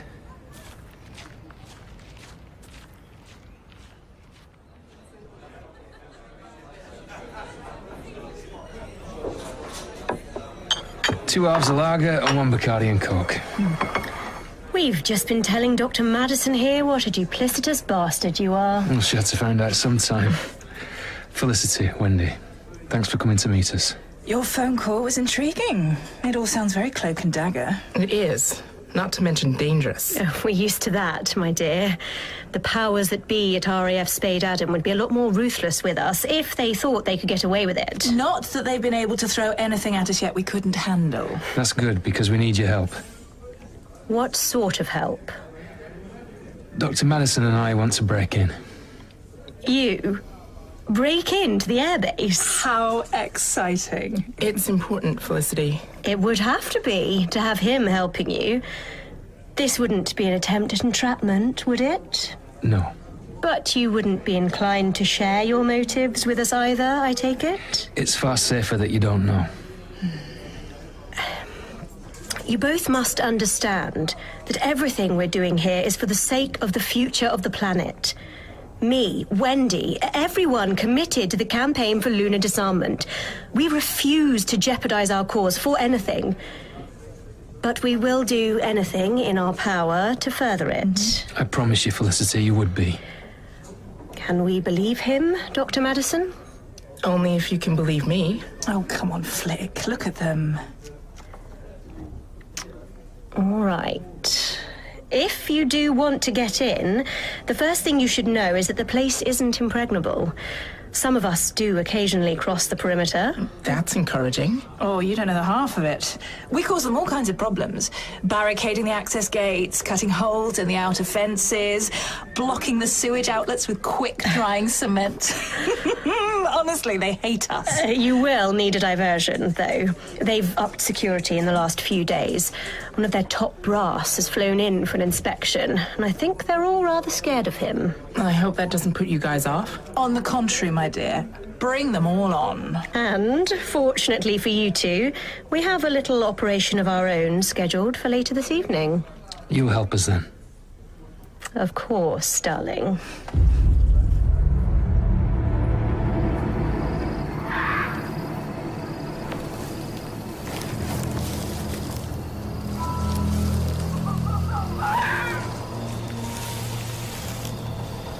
That's the east gate down there, strictly for maintenance. We've pulled all our people back to the main entrance on the other side. Once we're in, where do we head? See that red light in the distance over there? That's the top of the radio tower's antenna. If you get lost in the woods, that'll guide you to the main transmitter station. Thanks, guys. Wendy and I'd better be heading back. At 10 p.m., when you hear what sounds like 400 women charging the main gates, run for the fence and start cutting. Good luck. You ready? As I'll ever be.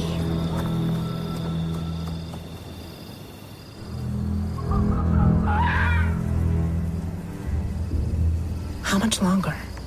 Any time now. That's it. Let's go. Fast as you can. I'm trying.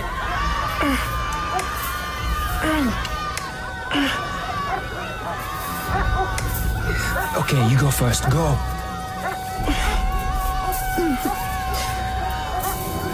I'm through. Now you, come on, hurry.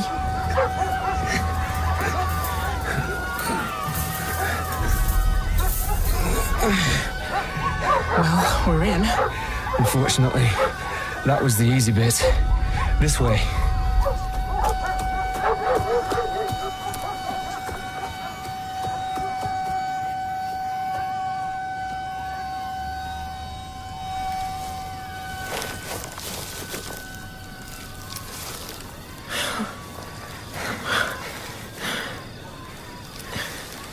keep losing the antenna in the trees. There it is. Oh yeah, I see it.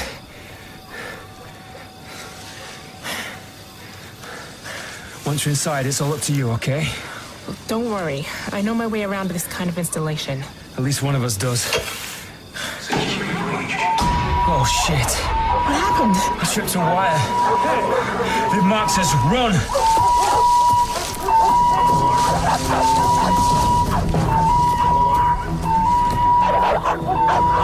It's this way. Sector 8. Oh, Jesus. What do we do? Wait here. I'll draw them off. Don't be an asshole. We're in this together. Just get to that transmitter station. I've got you as far as I can. It's up to you now. See ya.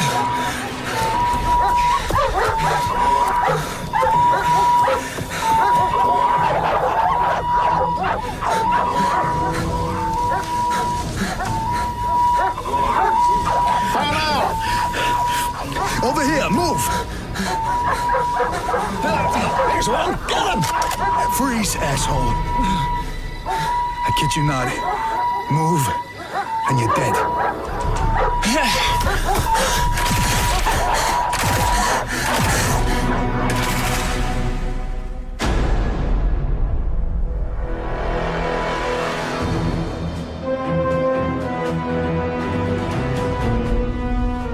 Been listening to Phase 5 of Wireless Theatre's Red Moon.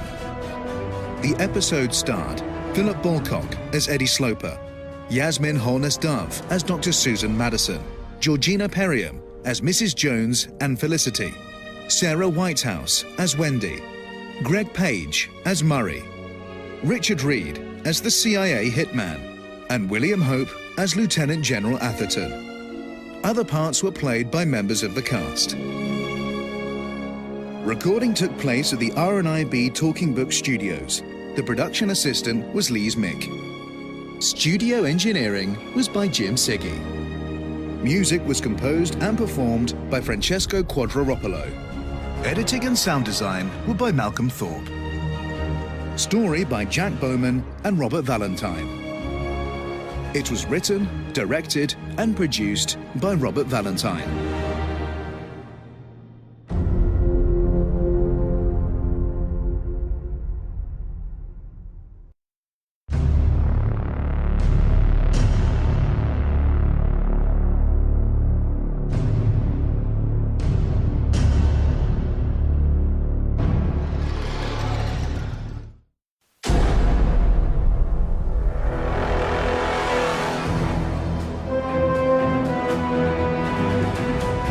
Wireless Theatre presents Red Moon.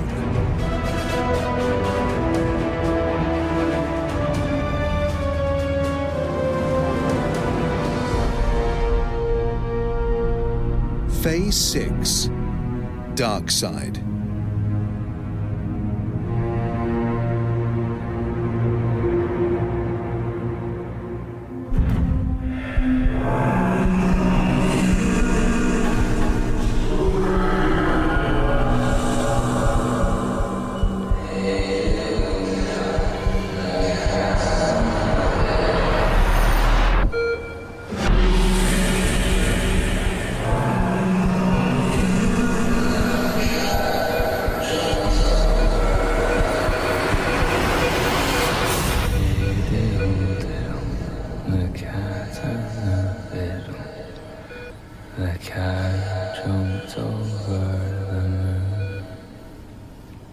Who are you working for, Mr. Sloper?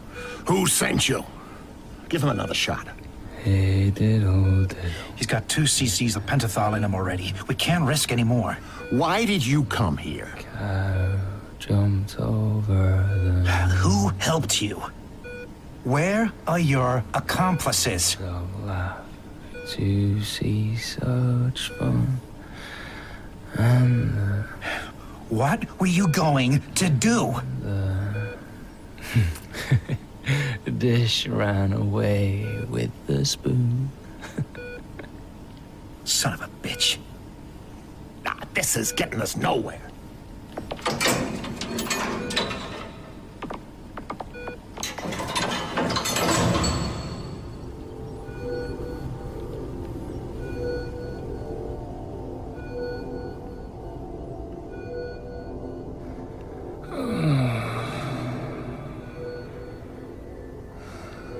Eddie? Eddie, you must wake up. Liz? Yeah. It's me. Am I dead? No. I'm dead. You're alive. And you have to wake up. It's too late. Not while you're alive, it isn't. Not while you can still fight. God, I miss you. Eddie, try to wake up. Madison needs you. Where is she? You need to find that out. And you're right, by the way. She is beautiful. I hadn't noticed. Oh, yes, you had. And she likes you too, I think. You still have time. Are you really dead? Yes, babe. I'm sorry. If things had gone differently, I'd still be here. Or we'd never have met. Or I'd never have been born at all. But you're alive. Right here and now. And you must wake up.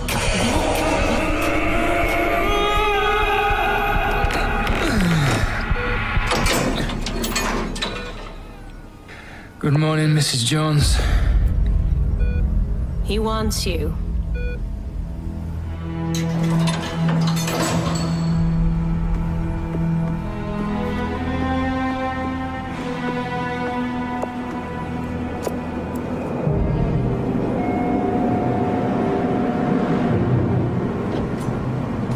I still prefer the monorail on Regent Street.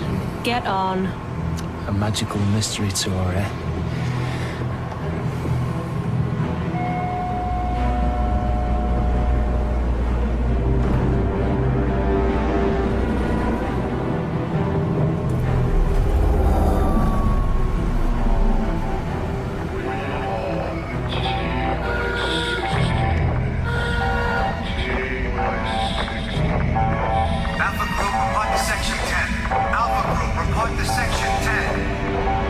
Interior designer, Ken Adam.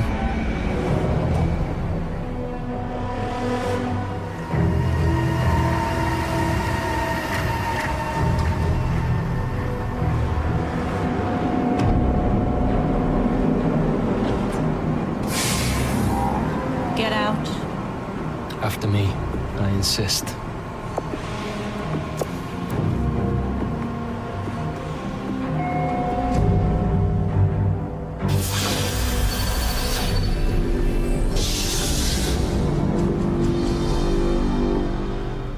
Sir. Thank you, Mrs. Jones. Mr. Sloper, I've been curious to meet you. You've been a surprisingly tenacious participant in these proceedings. Is that why I'm here? To satisfy your curiosity? Huh. That would, if you'll forgive me, be overstating my level of interest. I requested your presence for a more urgent purpose. Dr. Madison? We have your accomplice, Mr. Eddie Sloper. If you do not surrender yourself immediately, he will not live to regret your decision. Oh, shit. There, that should bring the woman to her senses. You don't know her like I do. Sir, we have her. Very good. Bring her to me. On the contrary, Mr. Sloper, I'd say I know her somewhat better. Born California, 1944. Mathematics scholarship to Princeton and MIT, NASA, and 2 exemplary years with U.S. Spacecom. Until we had to get rid of her. Why? She was just too good at her job. Dr. Madison, thank you for joining us. Your ears must be burning. Are you okay? Jesus, better than you. Is that all she had on her? Yes, sir. Dr. Madison, you stole an IBM data cartridge from our London offices. It seems self-evident that you broke in here with the vain hope of using it to reboot Eagle One's computer systems. Where is it? I lost it. out in the woods. Have your men comb the area, Captain, just in case she isn't lying. Sir! I'm afraid you both arrived here far too late, in any case. The operation is already underway. Dark side. How much do you know? Only that you're planning an act of sabotage against your own country. People have died for knowing less, Dr. Madison. Oh, yeah? They kill traitors, too. I am many things, my dear, but I'm no traitor. Do either of you know your history? The assassination of Thomas à Becket, for example? Vaguely. Do you happen to know what it was King Henry said that condemned his archbishop? Something like, "Will no one rid me of this turbulent priest?" Excellent, Mr. Sloper. Whether intentional or not, he gave the order with total deniability. That's one way of looking at it. The day is come when both America and Russia have nuclear launch sites orbiting this planet on our nearest celestial neighbor, hanging ever above our heads like a sword of Damocles. We find ourselves doomed to maintain this pointless Mexican standoff until either our resources are depleted or someone pushes the button. Therefore, 6 months ago, in a similar fashion to King Henry, the President issued Executive Action Memo 237, a top-secret and supremely deniable order to, well, rid him of this turbulent moon. As the head of U.S. Space Command, the task of executing the order fell to me. And you dreamt up a nuclear disaster on the moon's surface. I'm not without expertise in that area, Doctor. Back in '58, around the time of the Sputnik crisis, I was involved in a secret Air Force project to detonate a nuclear weapon on the lunar surface. While the experiment was shelved, the theory remained sound, and 20 years later, I simply dusted it off. That project became the basis of Operation Darkside. So you reassigned Madison to get her out of the way and sent Chad Henderson up to Eagle 1 to sabotage the lunar mainframe. Smuggling the Trojan data cartridge was made simple thanks to the good old special relationship. Although I admit we hadn't expected MI5 to have an agent in place, keeping such close tabs on the UK supply line. Will no one believe me? I wasn't working for MI5. Then what compelled you to kick up so much fuss over something so insignificant? I was in a bad mood that day. On such things, the world turns. Sir, Eagle 1 is entering your control range now. Thank you. We'll take it from here. So that's the plan. A 3-mile island disaster in space. 3 Mile Island is a mere power plant. Eagle 1 is an orbital missile complex. And in 15 minutes from now, the Darkside program will trigger a catastrophic system failure. Leading to reactor meltdown. Ultimately, yes. However, immediately before total meltdown, the automatic targeting system will launch stages 1 and 2 of its defense sequence. Stage 1 is a base-to-base strike, wiping out all Soviet lunar silos. However, in order to sell the attack as an accident, it was decided that Stage 2 would also have to occur. Which is what? A missile launch against a target on Earth. For Christ's sake, Atherton, if you fire a nuclear missile at Russia, you'll start World War III. Quite right, Mr. Sloper. That's why the missile can't land on Russia. Where then? Somewhere necessarily closer to home. Juneau, Alaska.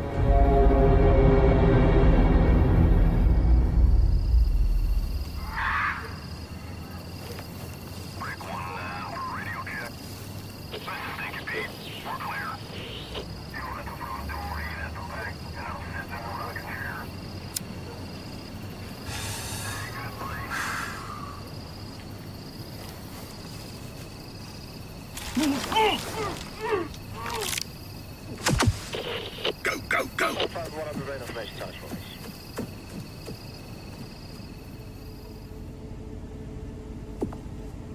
You really must look at things from a larger perspective. Juneau has a population of less than 20,000.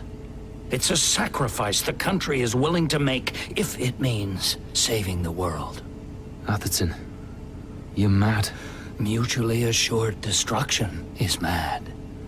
This This is an act of sanity. Sir, we have a perimeter breach in Sector 4. What kind of breach? Sir, we're under attack. We are under... I don't think everyone agrees with your plan, Atherton. Seal off the base. Mrs. Jones, execute the prisoners.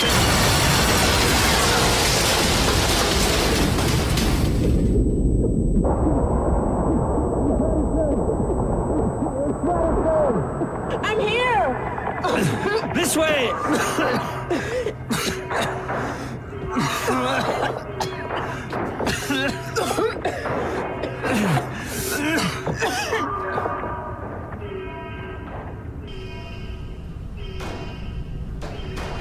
Quickly, we better find a place to hide. Whoa, back up! There's still time to shut down Eagle 1. How? Take a walkie-talkie and ride the elevator all the way up to the top. I need you to find and release the transmitter control so I can angle the antenna to contact Eagle 1. For Christ's sake, I'm not technical. It'll be a big metal lever switch 200 feet up. Find it and pull it. What are you gonna do? I'm going to lock myself in the terminal room and see if I can override the lunar mainframe. I can't stop the missile once it's launched, but maybe I can shut down the system before it fires. You still have the data cartridge? Uh-huh. Where? The best place to hide anything, in plain sight. Sir,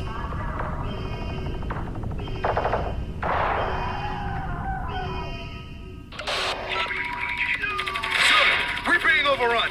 Permission to fall back. No, Captain. Hold your position until the operation is complete. Yes, sir. Mrs. Jones, are you hurt? No, sir. I'm all right.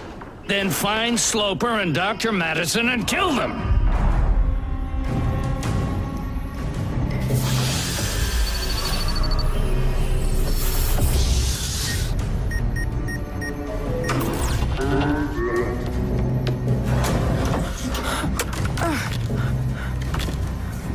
Oh, come on. Which one are you? Gotcha.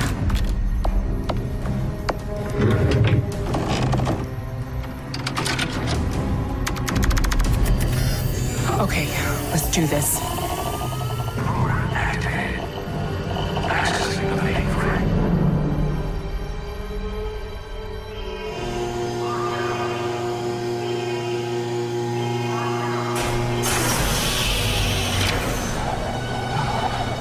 Oh, Christ. This is ridiculously high. Come in, Madison. I read you. I'm all set. Where are you? Well, I'm at the top. Okay, dead ahead of you there should be a thin metal catwalk, about 15 feet across, with a ladder at the far end, leading up to the control platform. I see it. Madison, you should know, I've got a problem with heights. Cross the catwalk, climb the ladder, and reach the platform. Hurry! Okay.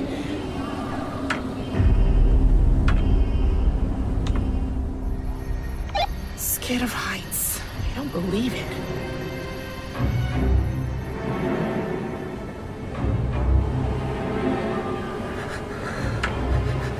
Come on, Eddie. You can do this. You can do this.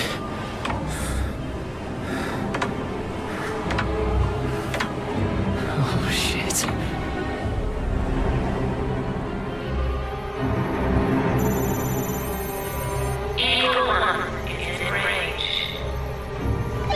Hurry up, Sloper. We're running out of time. I'm doing it. Dr. Madison, open this door. Oh, shit.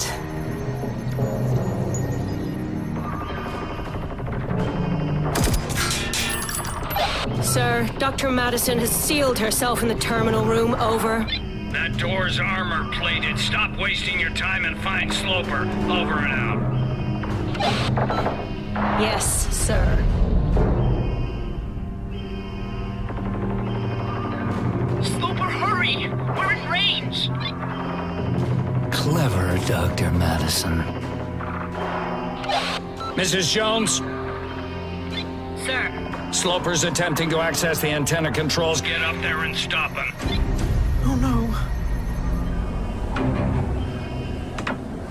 Sloper? Whoa. We have a party line. Mrs. Jones is coming after you. Roger that. It's one damn thing after another.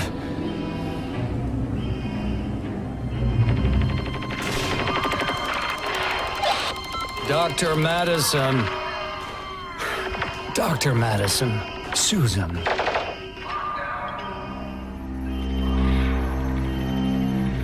You might as well surrender. What you're attempting is futile. Why do you sound so pissed?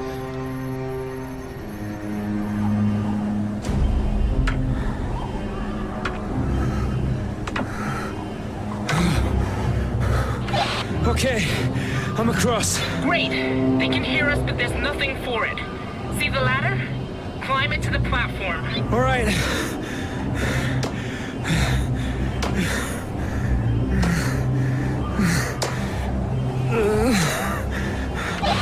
Okay, I'm here, but I don't see a lever.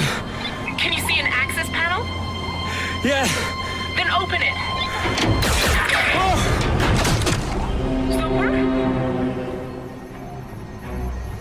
Sloper! Eagle 1 is in range. It's no use hiding, Sloper. I've got the drop on you. Sloper, show yourself. You know something, Mrs. Jones? When you got dressed this morning, you chose the wrong shoes.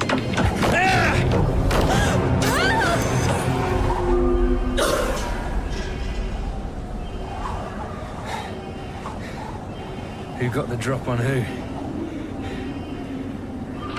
Madison. Sloper, thank God. I found the lever. Then what are you waiting for? Pull it!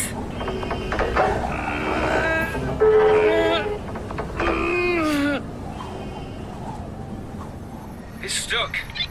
Don't be gentle for crying out loud! Pull it! Now!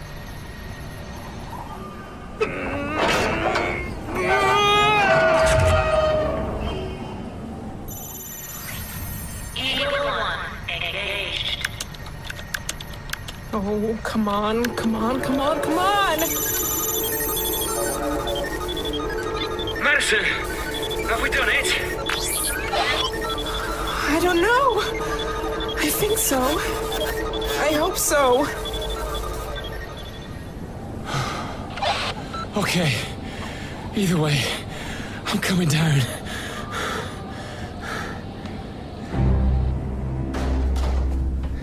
Madison! Madison! Sloper! Madison, thank God. Where's Atherton? Barricaded in his office. Where's Mrs. Jones? I think I tipped her over the edge. Oh, at least you're okay. We need to find a way out. We need to find out if we save Juno.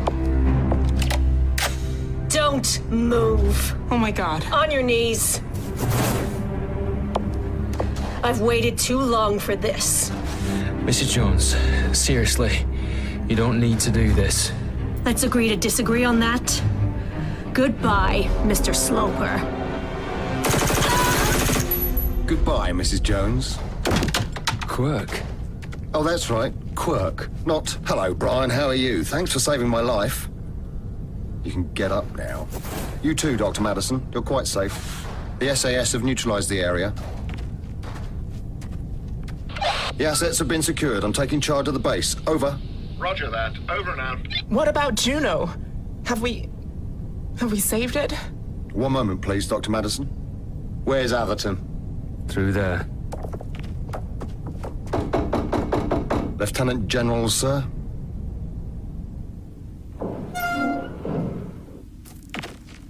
Don't come any closer. You don't need the gun, sir. I've come to negotiate. Then get to it. Your operation is fatally compromised. Too many people are in the know. Your computer error cover story will no longer stick, no matter whom you eliminate. Then you just started World War III, my friend. I doubt it. My projection is that while both sides will have no choice but to abandon their moon-based programs in the light of this catastrophe, it's an outcome both sides will embrace. However, the cover story will have to be modified. Her Majesty's government doesn't approve of this kind of operation taking place on British soil. But we are prepared to support our American allies, providing the right narrative is in place. Oh? And what do you suggest? That you went stark raving mad and decided to act unilaterally, sir. Indeed. If you are truly committed to your objectives, sir, I think you'll see it's the only course of action left open to you. I'd have to think about that. Time's not a luxury you possess. Obviously, no one wishes to see you dragged over the coals for this. You were just following orders after all. Therefore, should you wish to forego the unpleasantries of the inevitable court-martial, I will not raise a hand to stop you. You know, son, that's uncommonly good of you. God bless America.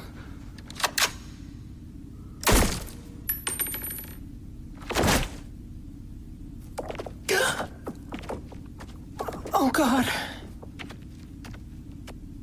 Sorry you had to witness that, Doctor. How long have you known? Known? About Darkseid. Oh, is that what they called it? The Yanks and their ostentatious code names. And we didn't know, we just suspected. That's why I had you look into it. I didn't do this for you. Do me a favor. Of course you did. You just didn't know it, that's all. Quirk. The possibility either side might nuke the moon and pass it off as an accident is just one of many projections I've wargamed. It's what I categorized as a B3 scenario. And when Spacecom's UK dealing started matching the checklist for a B3, I knew we had to get someone in. You should have told me. We couldn't afford the risk of opening a file. We're as leaky as a sieve if you hadn't noticed. Operator, put me through to Juno Information. That's why I had you fired and transferred to the SLD. Even set you up for your meeting with Luchnik. I knew if there was something going on, you'd find it. You bastard. Coming from you, that's a compliment. Hello, can I have the weather desk? Hi, silly question, but what's the weather like where you are? Is that good for December? Righto. Thank you very much. Dr. Madison, Juno is apparently quite pleasant for the time of year. Congratulations. Oh, thank God. Right, I can't stand around talking to you two all day. I've got a D notice to manage. Oh, and Sloper, about your old job. As technically you never left it, can we expect you back in the office on Monday? No thanks. I quit. Suit yourself. Put something in writing to that effect, will you? Sloper. Yeah? Get us out of here.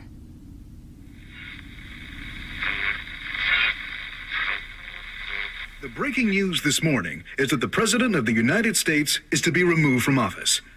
The Vice President and leading cabinet members have notified the House and Senate that the President is unable to discharge the powers and duties of his office, leading many to believe that rumors around the President's disintegrating mental state are indeed true.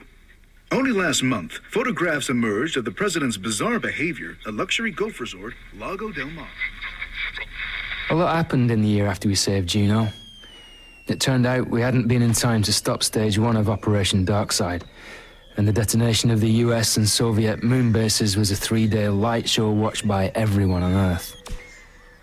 As Quirk predicted, the superpowers were secretly relieved that the base race had come to its ignoble end, and with the ink still drying on the new outer space treaty and the moon off limits, it looks like it'll stay that way. It was around then that I asked Madison, Susie, to marry me. And when it came to choosing where to go for our honeymoon, well, where else would we have gone?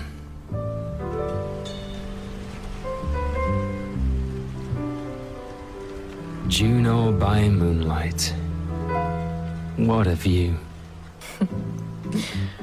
You know, if this lump's a girl, that's what we're gonna call her. Moonlight? Juno, you idiot. What have you got there? Mystery package. Room service brought it up. It's not ticking, is it? To Mr. and Mrs. Stone on your honeymoon. Oh no, they must have delivered it to the wrong room. Trust me, it's for us. Tattinger, Comps de Champagne. Very nice. And Russian caviar. Subtle. What does it mean? It's a thank you for saving the world. Just don't ask you. Oh, no. What is it? Hate Ashbury. Huh? Nothing. I just got a joke someone told me. You know, being the wife of an enigmatic secret agent is going to take some getting used to. A counterintelligence officer, hon. Retired. Potato, potato. Come on. Where are we going? Onto the balcony. Why? There's something I've wanted to do with you for a very long time. Well, that's the story of how Mr. and Mrs. Sloper saved the world. And it just goes to show how wrong you can be. Sometimes, there's only one decision between you and total happiness. Sometimes, that's all it takes. One move, one act, one leap of faith, and suddenly you're dancing. Under the moon.